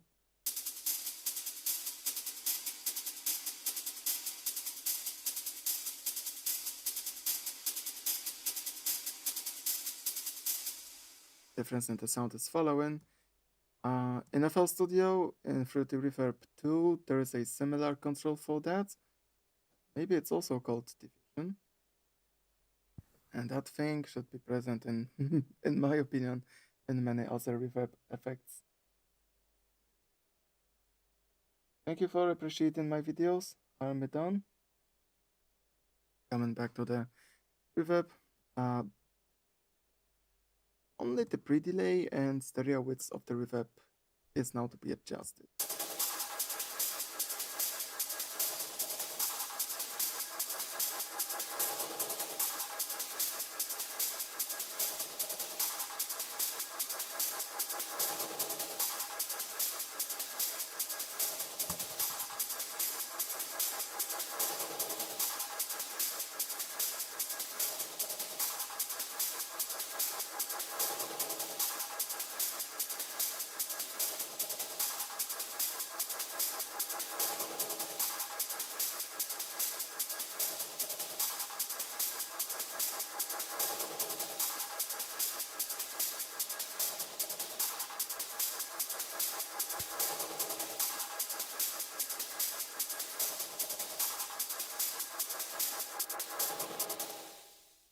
And even a slight reverb like that is going to help tremendously with making this hi-hat less dry. This reverb should be a bit less noticeable, so we will make it shorter in just a second.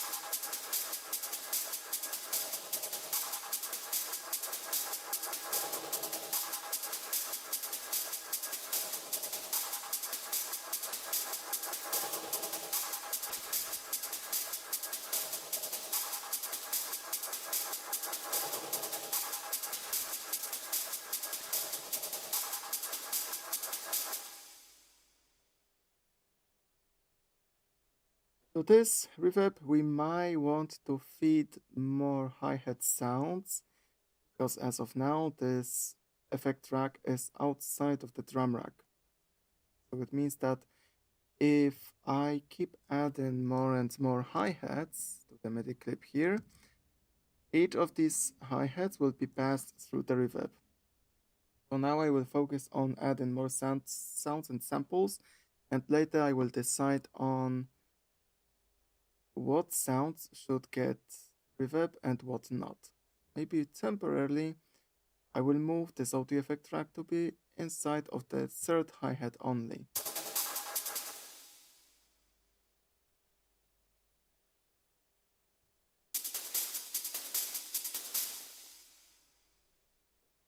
Some of the hi-hats will probably have a typical 4-to-4 pattern because not every percussive sound should have a distinct and weird rhythm. Even the third hi-hat I used now has already quite complex pattern, and some hi-hats will simply sound bad if we try to arrange them in a pattern different than a 4-to-4.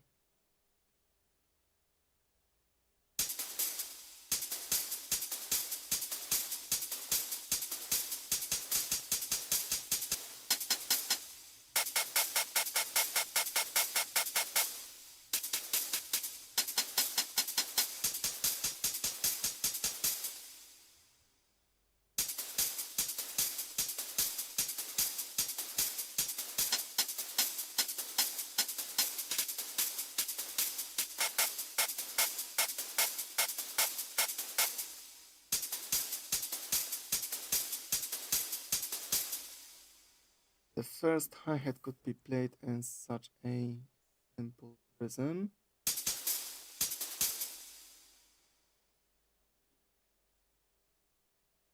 So I will try to play the second note offbeat.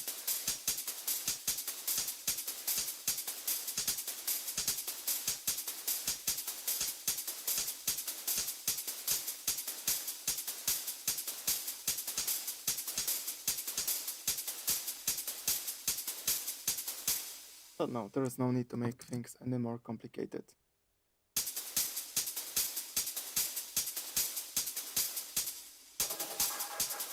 And now I will again play around with warpen and pitch adjustments.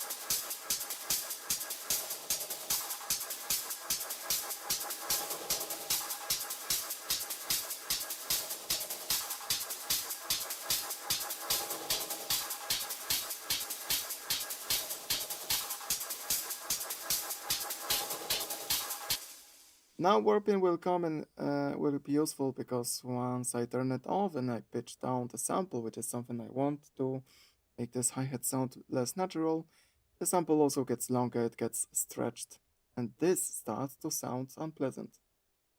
So we need to keep, if I want to pitch this hi-hat like that, it would be good to keep the warping on.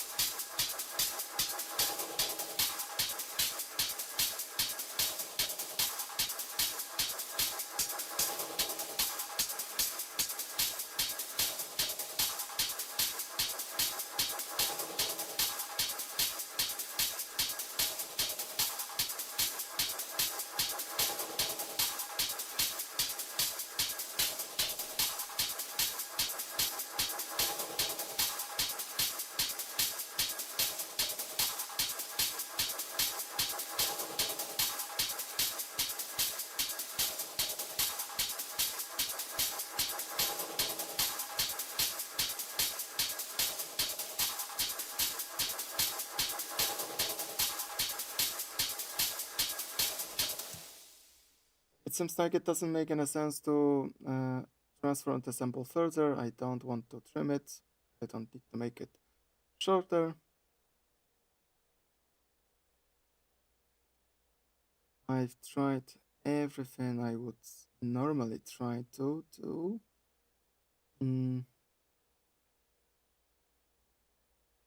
So before I adjust the volume of this second hi-hat sample, I will see if I want to use some velocity modulation on this.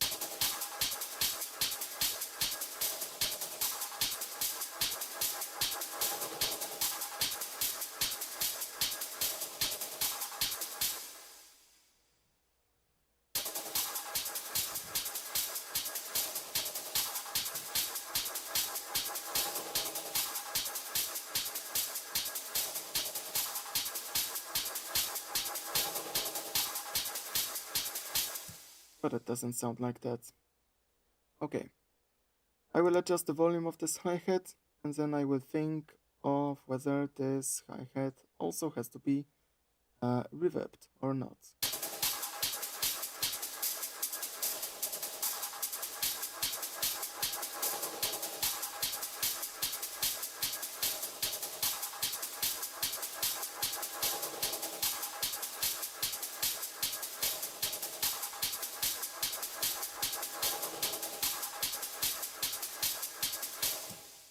And now to try on the reverb on all these two hi-hat sounds, I just have to move the try and reverb audio effect track again outside of the drum rack.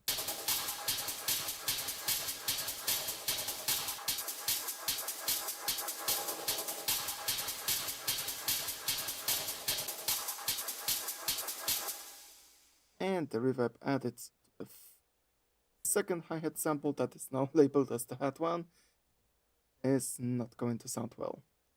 Alright, we have already 3 distinct patterns on hi-hat sounds. There's a separate pattern on a simple sound, another one on the hat one, and another one on the hat 3 sample.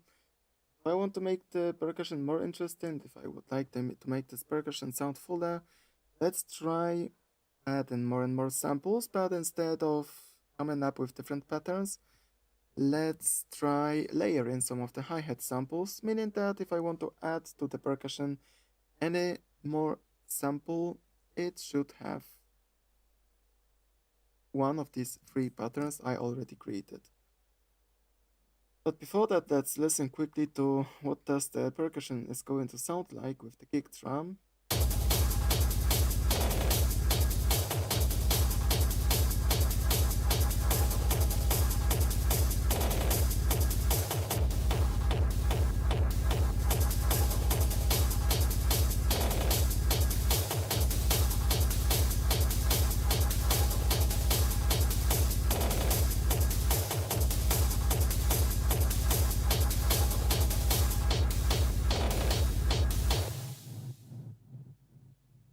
First hi-hat feels a bit off.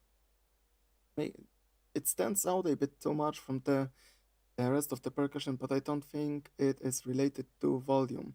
Maybe I would like to have in that sound less of higher frequencies. I could try to be creative with that, and I could try to again use the redux, that is a bit crusher, to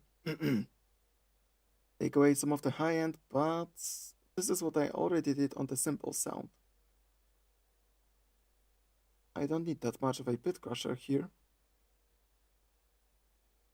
So maybe I'm going to get a similar effect by using just a low pass filter.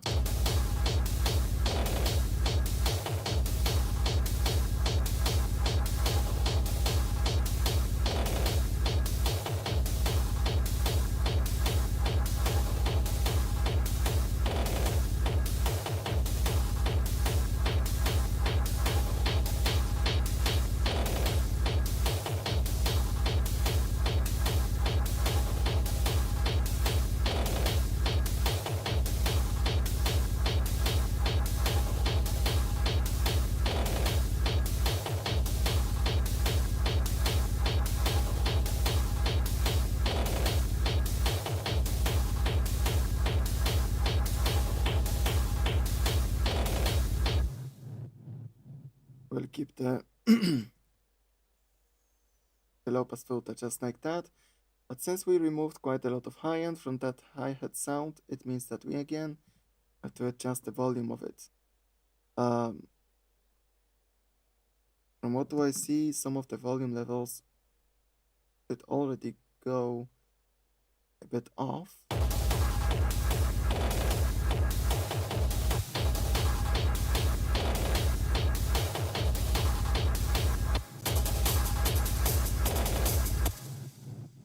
So once again, I have to readjust the volume of the third hi-hat here.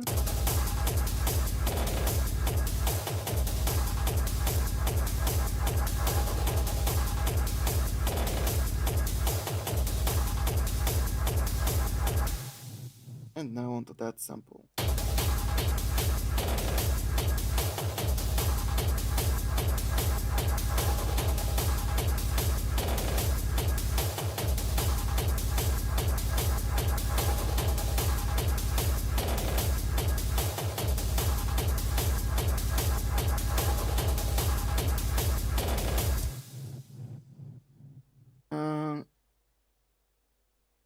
In time, I think this volume automation on the pad sound I made before is a bit too aggressive. 6 decibels is way too much.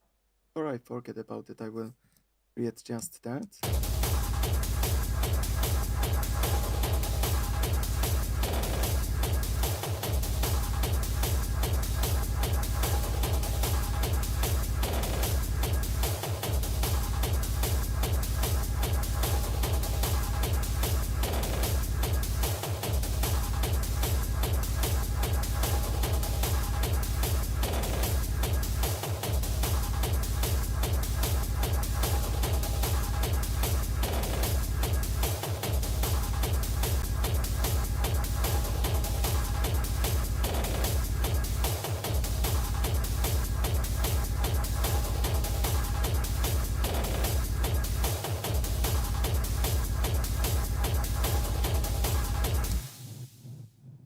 Just like that. Volume of the second hi-hat is already adjusted. What I was talking about is to try now some hi-hat layering. Generally speaking, the whole percussion channel already sounds pretty full. Maybe 1 or 2 additional textures would be enough for this sound. Let's try layering something with the third hi-hat with that more interesting pattern.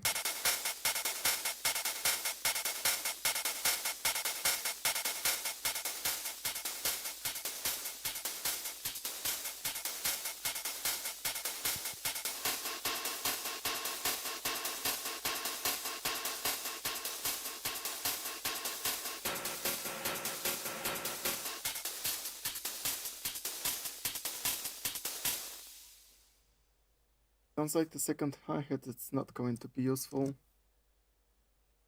Maybe I'm not going to remove that from the drum rack because maybe I will resample it later onto some one-shot effect or something else.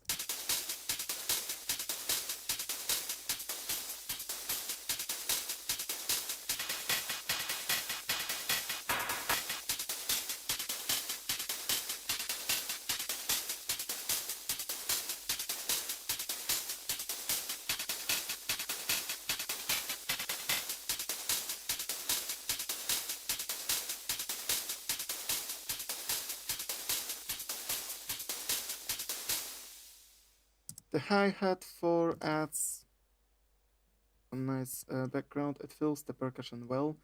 Let me see the 5th hi-hat.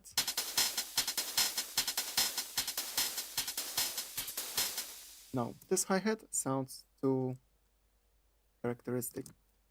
It's not as generic as the 4th sample that I will now want to align with the first hi-hat.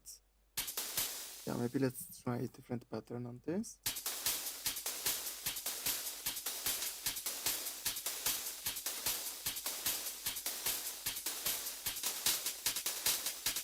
No, definitely we will keep using this pattern. And again, volume adjustments and pitch adjustments. This is something I will do now.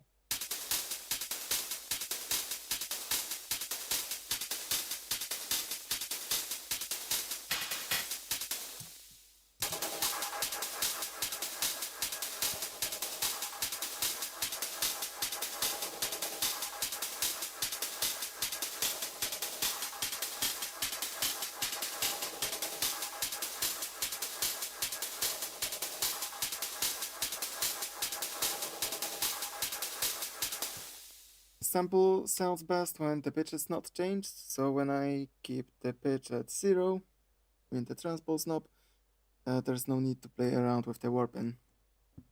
The only thing we can do is to trim the sample, add some fade-ins and fade-outs, and adjust the volume level.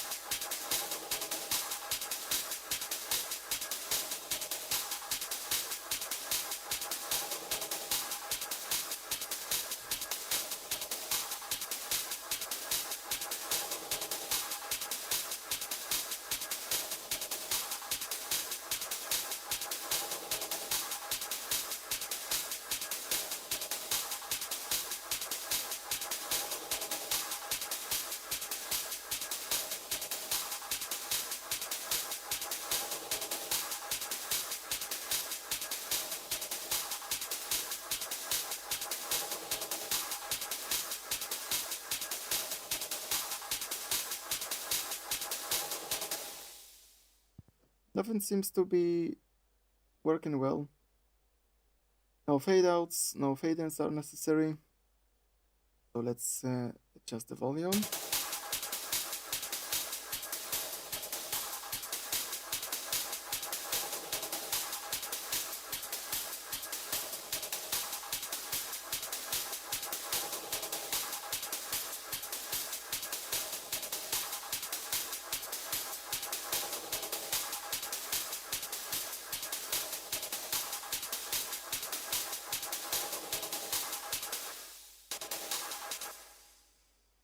And let me see if hi-hat also will also benefit from some reverb or not. No, it's not going to be useful here. There's one or two more hi-hat samples we want to try out. Maybe, yes, I did try them earlier with this more complex pattern. And they didn't seem to work, but I haven't tried them out yet with a simpler pattern.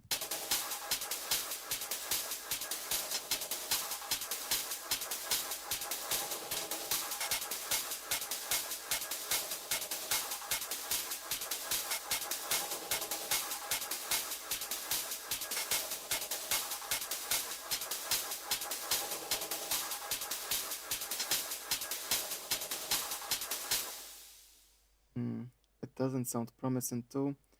So in the end, I can try to layer something with the cymbal sound. So now to see precisely the rhythm of two sounds, it's best to give each MIDI clip a different color, and then if I select both, I can have on a single piano roll two MIDI clips. So if I want to now layer some other hi-hat sample,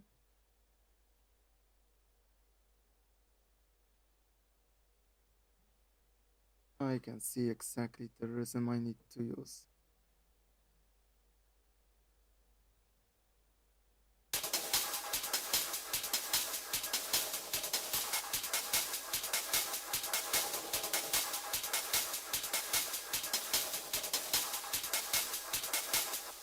Maybe layering the sample with the second hi-hat is going to work well.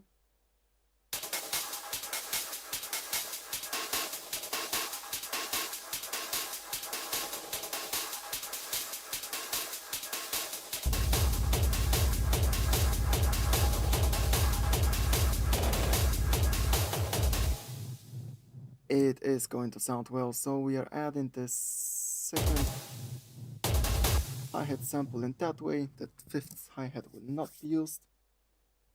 In the percussion channel, and again, pitch, lengths, and volume adjustments.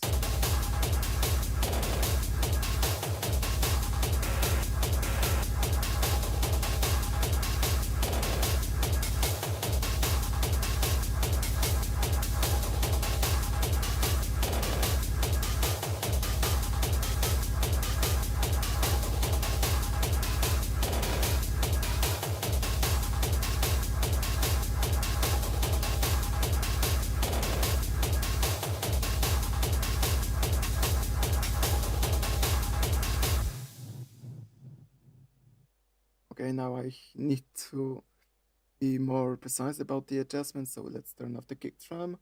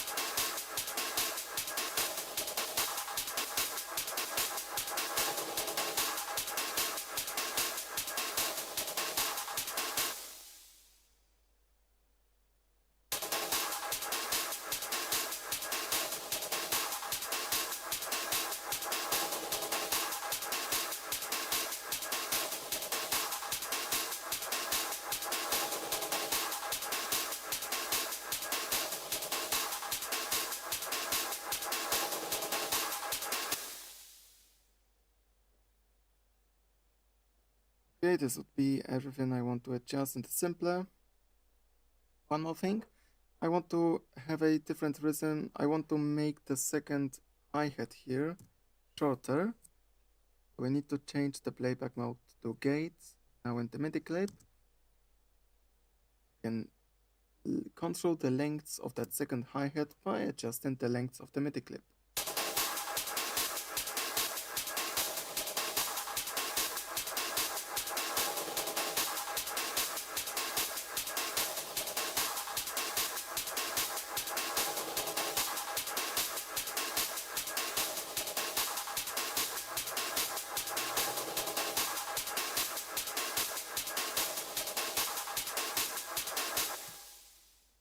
Something like that. And now I can adjust the volume of the sample.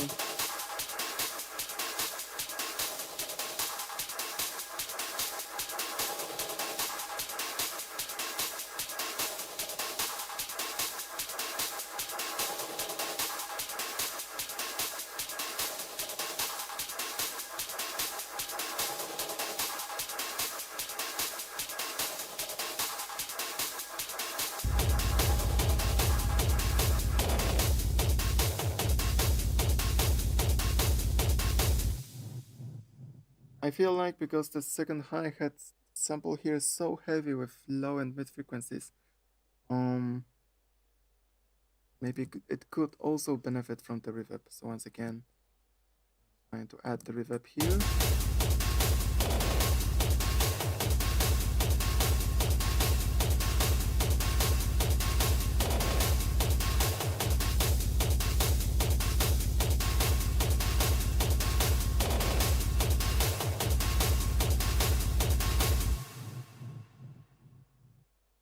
And it sounds great.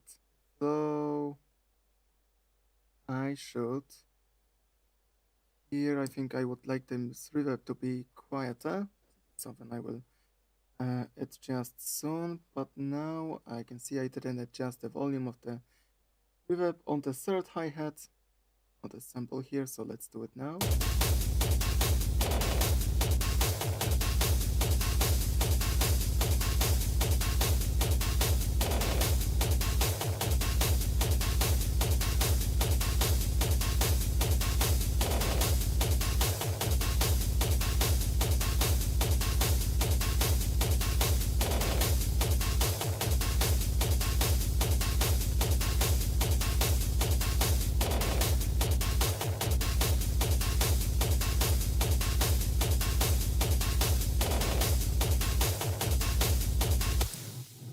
To fill the space in the percussion channel nicely, I'm increasing here the volume of the reverb, but here on the second hi-hat, where I have the same chain, I'm going to probably turn down the volume of the reverb.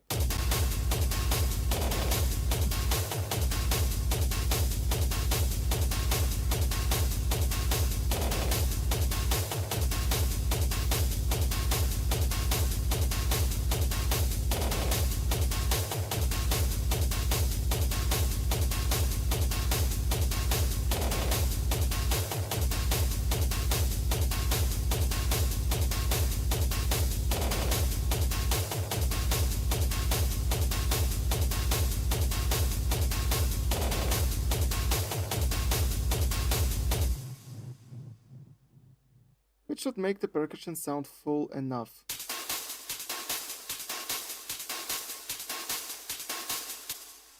I feel like we have enough elements, enough hi-hats, enough reverbs and such. Before I try to add anything more to, for example, make the hi-hats more interesting or full, what stands out is that, well, some of the hi-hats indeed stand out from the rest of percussive sounds. Naturally, the first thing I could do when it comes to the group processing is to use a glue compressor, glue everything together. I could also try to glue the hi-hats by using some sort of a distortion, for example, a soft clip and Ableton saturator. But I feel like because I've added lots of distortion here, maybe using a glue compressor is going to be enough. Also, the idea of trying out the soft clipper is a bit interesting, so let me do this. Check quickly how it's going to sound like.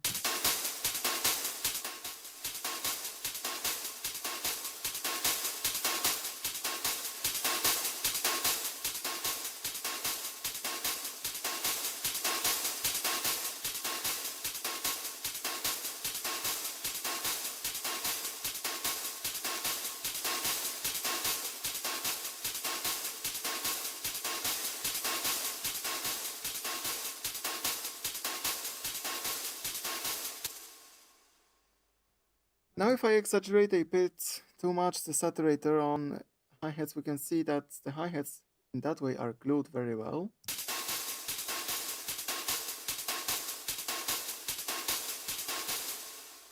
But also there isn't any transient or click coming from them anymore, because the saturator doesn't have any sort of an attack control that can let the transients through, so the whole percussion channel sounds flat. And so that's why I'm usually used to using a glue compressor, but if we were to keep working with the saturator, I can think of using the tri-wet control to blend the sound with transients with the sound with saturation. And this should remind a bit the parallel compression technique.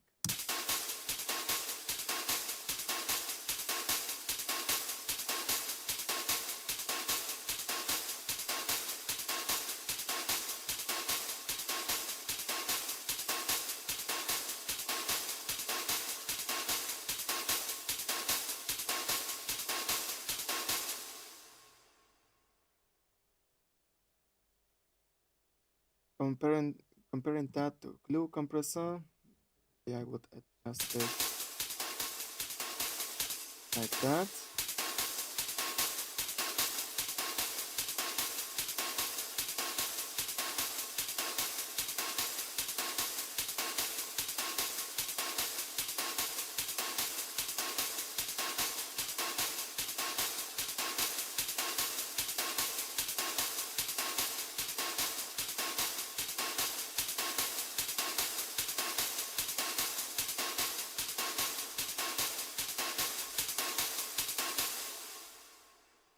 Compared to a glue compressor, well, the saturator still sounds worse, even though I use the tri-wet control. I still hear that I'm losing some of the transients, and I want to keep the transients because they help giving the hi-hats the rhythm. And later, if there will be a need to make the hi-hat sound a bit flatter, that is, if I wanted to crush the transients, I can always use the saturator after the glue compressor. But now let's glue the hi-hats in a more controlled way. This is something I can get with using a glue compressor. So as in my tutorials at first, let's put around 10 decibels of gain reduction.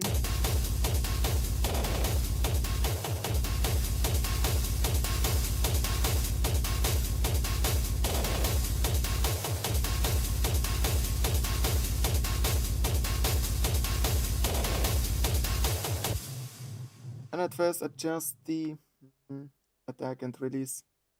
Be very precise with these volume adjustments. And once again use the MV meter plugin.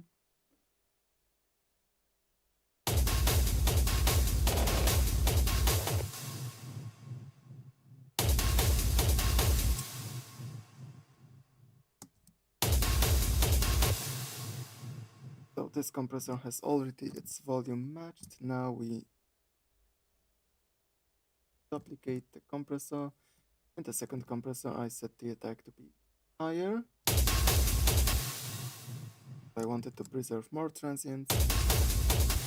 And now we can compare these two different compressor settings.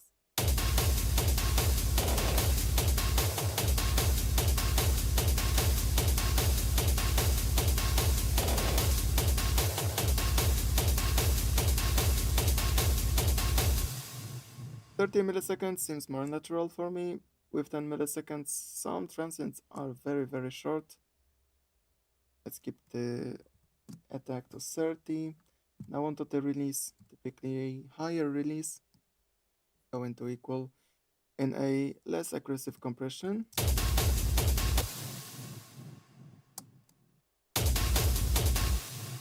But release control is also about the rhythm and the percussion channel.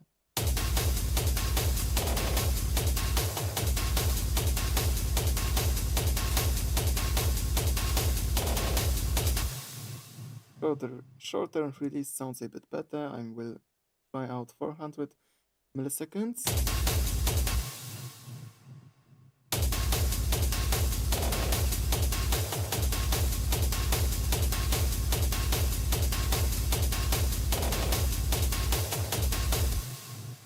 And 400 milliseconds sound fine. So even though I'm switching between compressors and comparing the different settings and compensating the volume all the time with the MV meter, once you get used to that routine, as you can see, it is pretty quick. It doesn't take much time to compress the hi-hats that way. Now onto the ratio.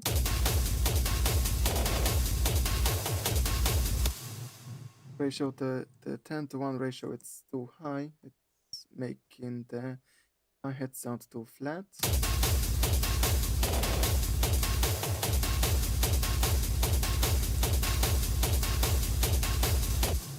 And the ratio of 2 sounds doesn't give me enough glue.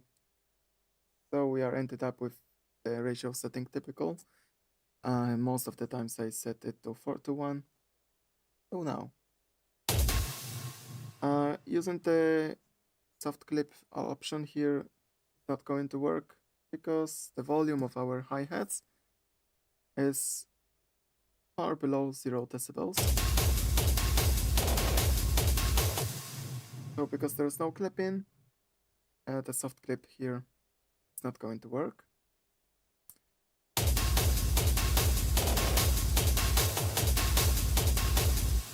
The range is a control that limits the amount of compression applied, but I can get a similar effect with just using the threshold. So instead of using the range, we will be using the threshold knob indeed.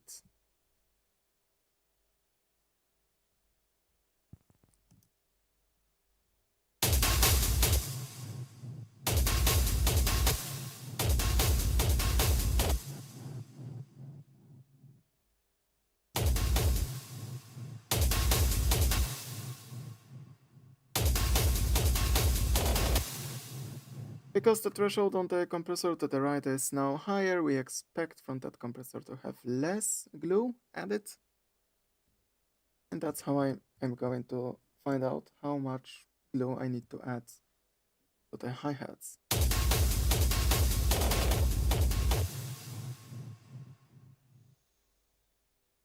Oh my god. I messed up a bit. Again, minus 29.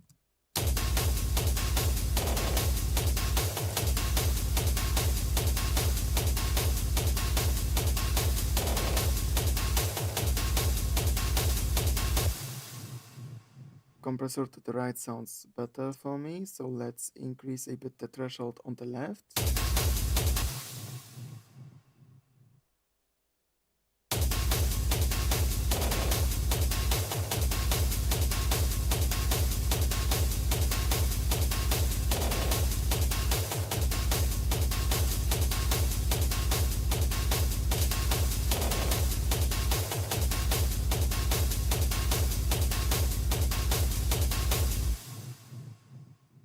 Still, I would like to use a bit less of the glue, so we will keep rising the threshold.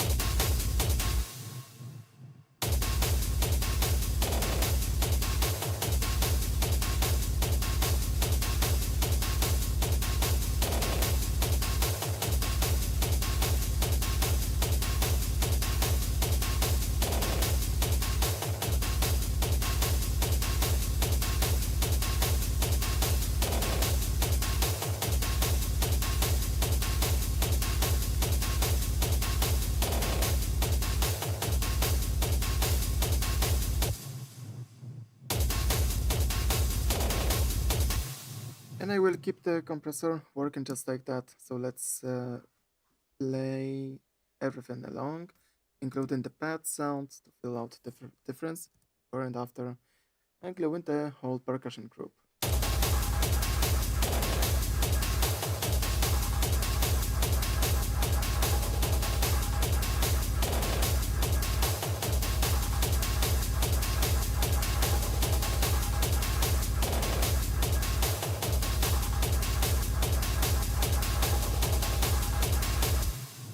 Now without the pad.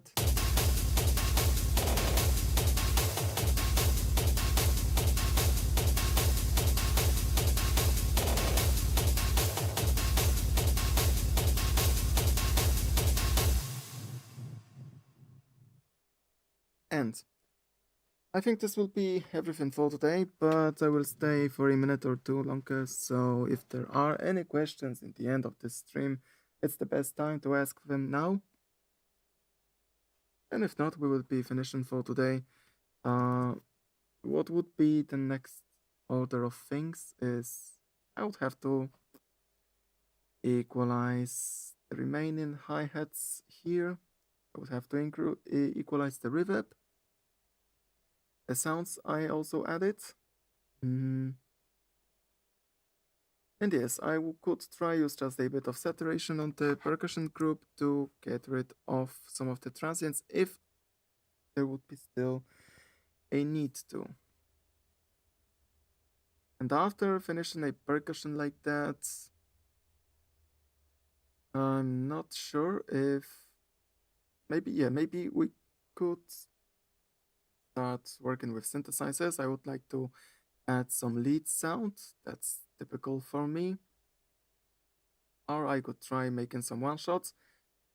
But it's not going to take much time until I start the arrangement, because I'm already going to have a few sounds. For example, I have a pad sound, but it's not a single pad sound. I have pad sound that consists of 3 different sounds.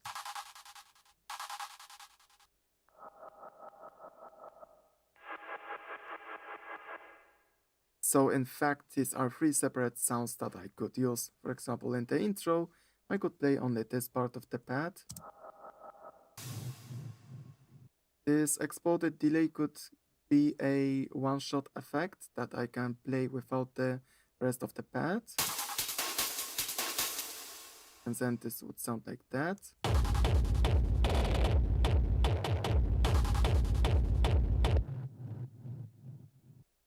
So even though there are 3 main channels or groups of channels, there's already quite a lot of going on in the project. So we could begin the arrangement. And very soon, maybe next week, no, maybe next 2 weeks, if I keep working on the track once per week. So since I plan to stream 2 times per week, I'm not sure if I'm going to launch another stream tomorrow. And if I do, maybe I will keep working on this track. But we will see.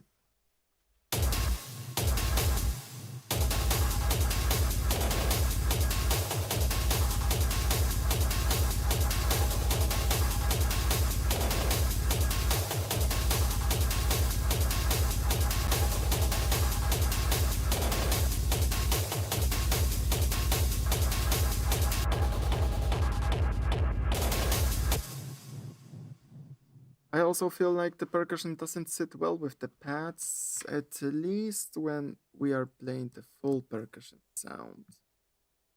I will write a note to myself. And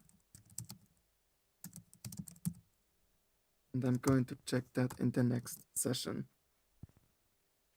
But I think this could be solved with a skillful arrangement. Okay, from what I see, there are no questions in the chat, so I'm going to assume that there are not any questions to be asked. And this will mean that we are ending the stream today, finishing for today. So thanks for watching. And see you either tomorrow or on the next Sunday. when is my next stream? I'm not sure yet if it's going to be tomorrow or on Sunday. Some time ago, I made a poll on my YouTube community page asking if I wanted to create a second stream in the week, when I should do it that. And most of the people were asking to launch a second live stream on Mondays. So that's why I'm thinking of whether I will make a stream tomorrow or the next Sunday. But if I decide to make another stream tomorrow, I'm going to create a reel for that on the Instagram. So I'm going to announce that on my Instagram a few hours before the stream itself, because probably I will make another one at 8 p.m. But that really depends. I'm not sure how I will schedule what I will be doing tomorrow. I will have to learn FL Studio a bit, because I will want to record some tutorials for FL Studio too. And I could slowly start to work on the video with the Exophora. I mean, I recorded it yesterday or 2 days ago, I don't remember well. And I could also start to edit this video.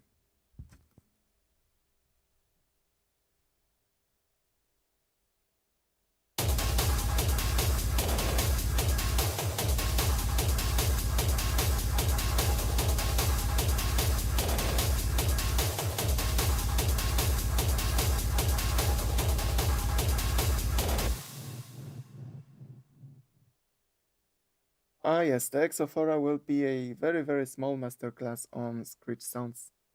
What's cool is that Exophora was using Vital, so it's just a freeware clone of Serum. It's a good news for those who are maybe a bit on a budget. Alright, I'm finishing the stream. Thanks for today, and until next time.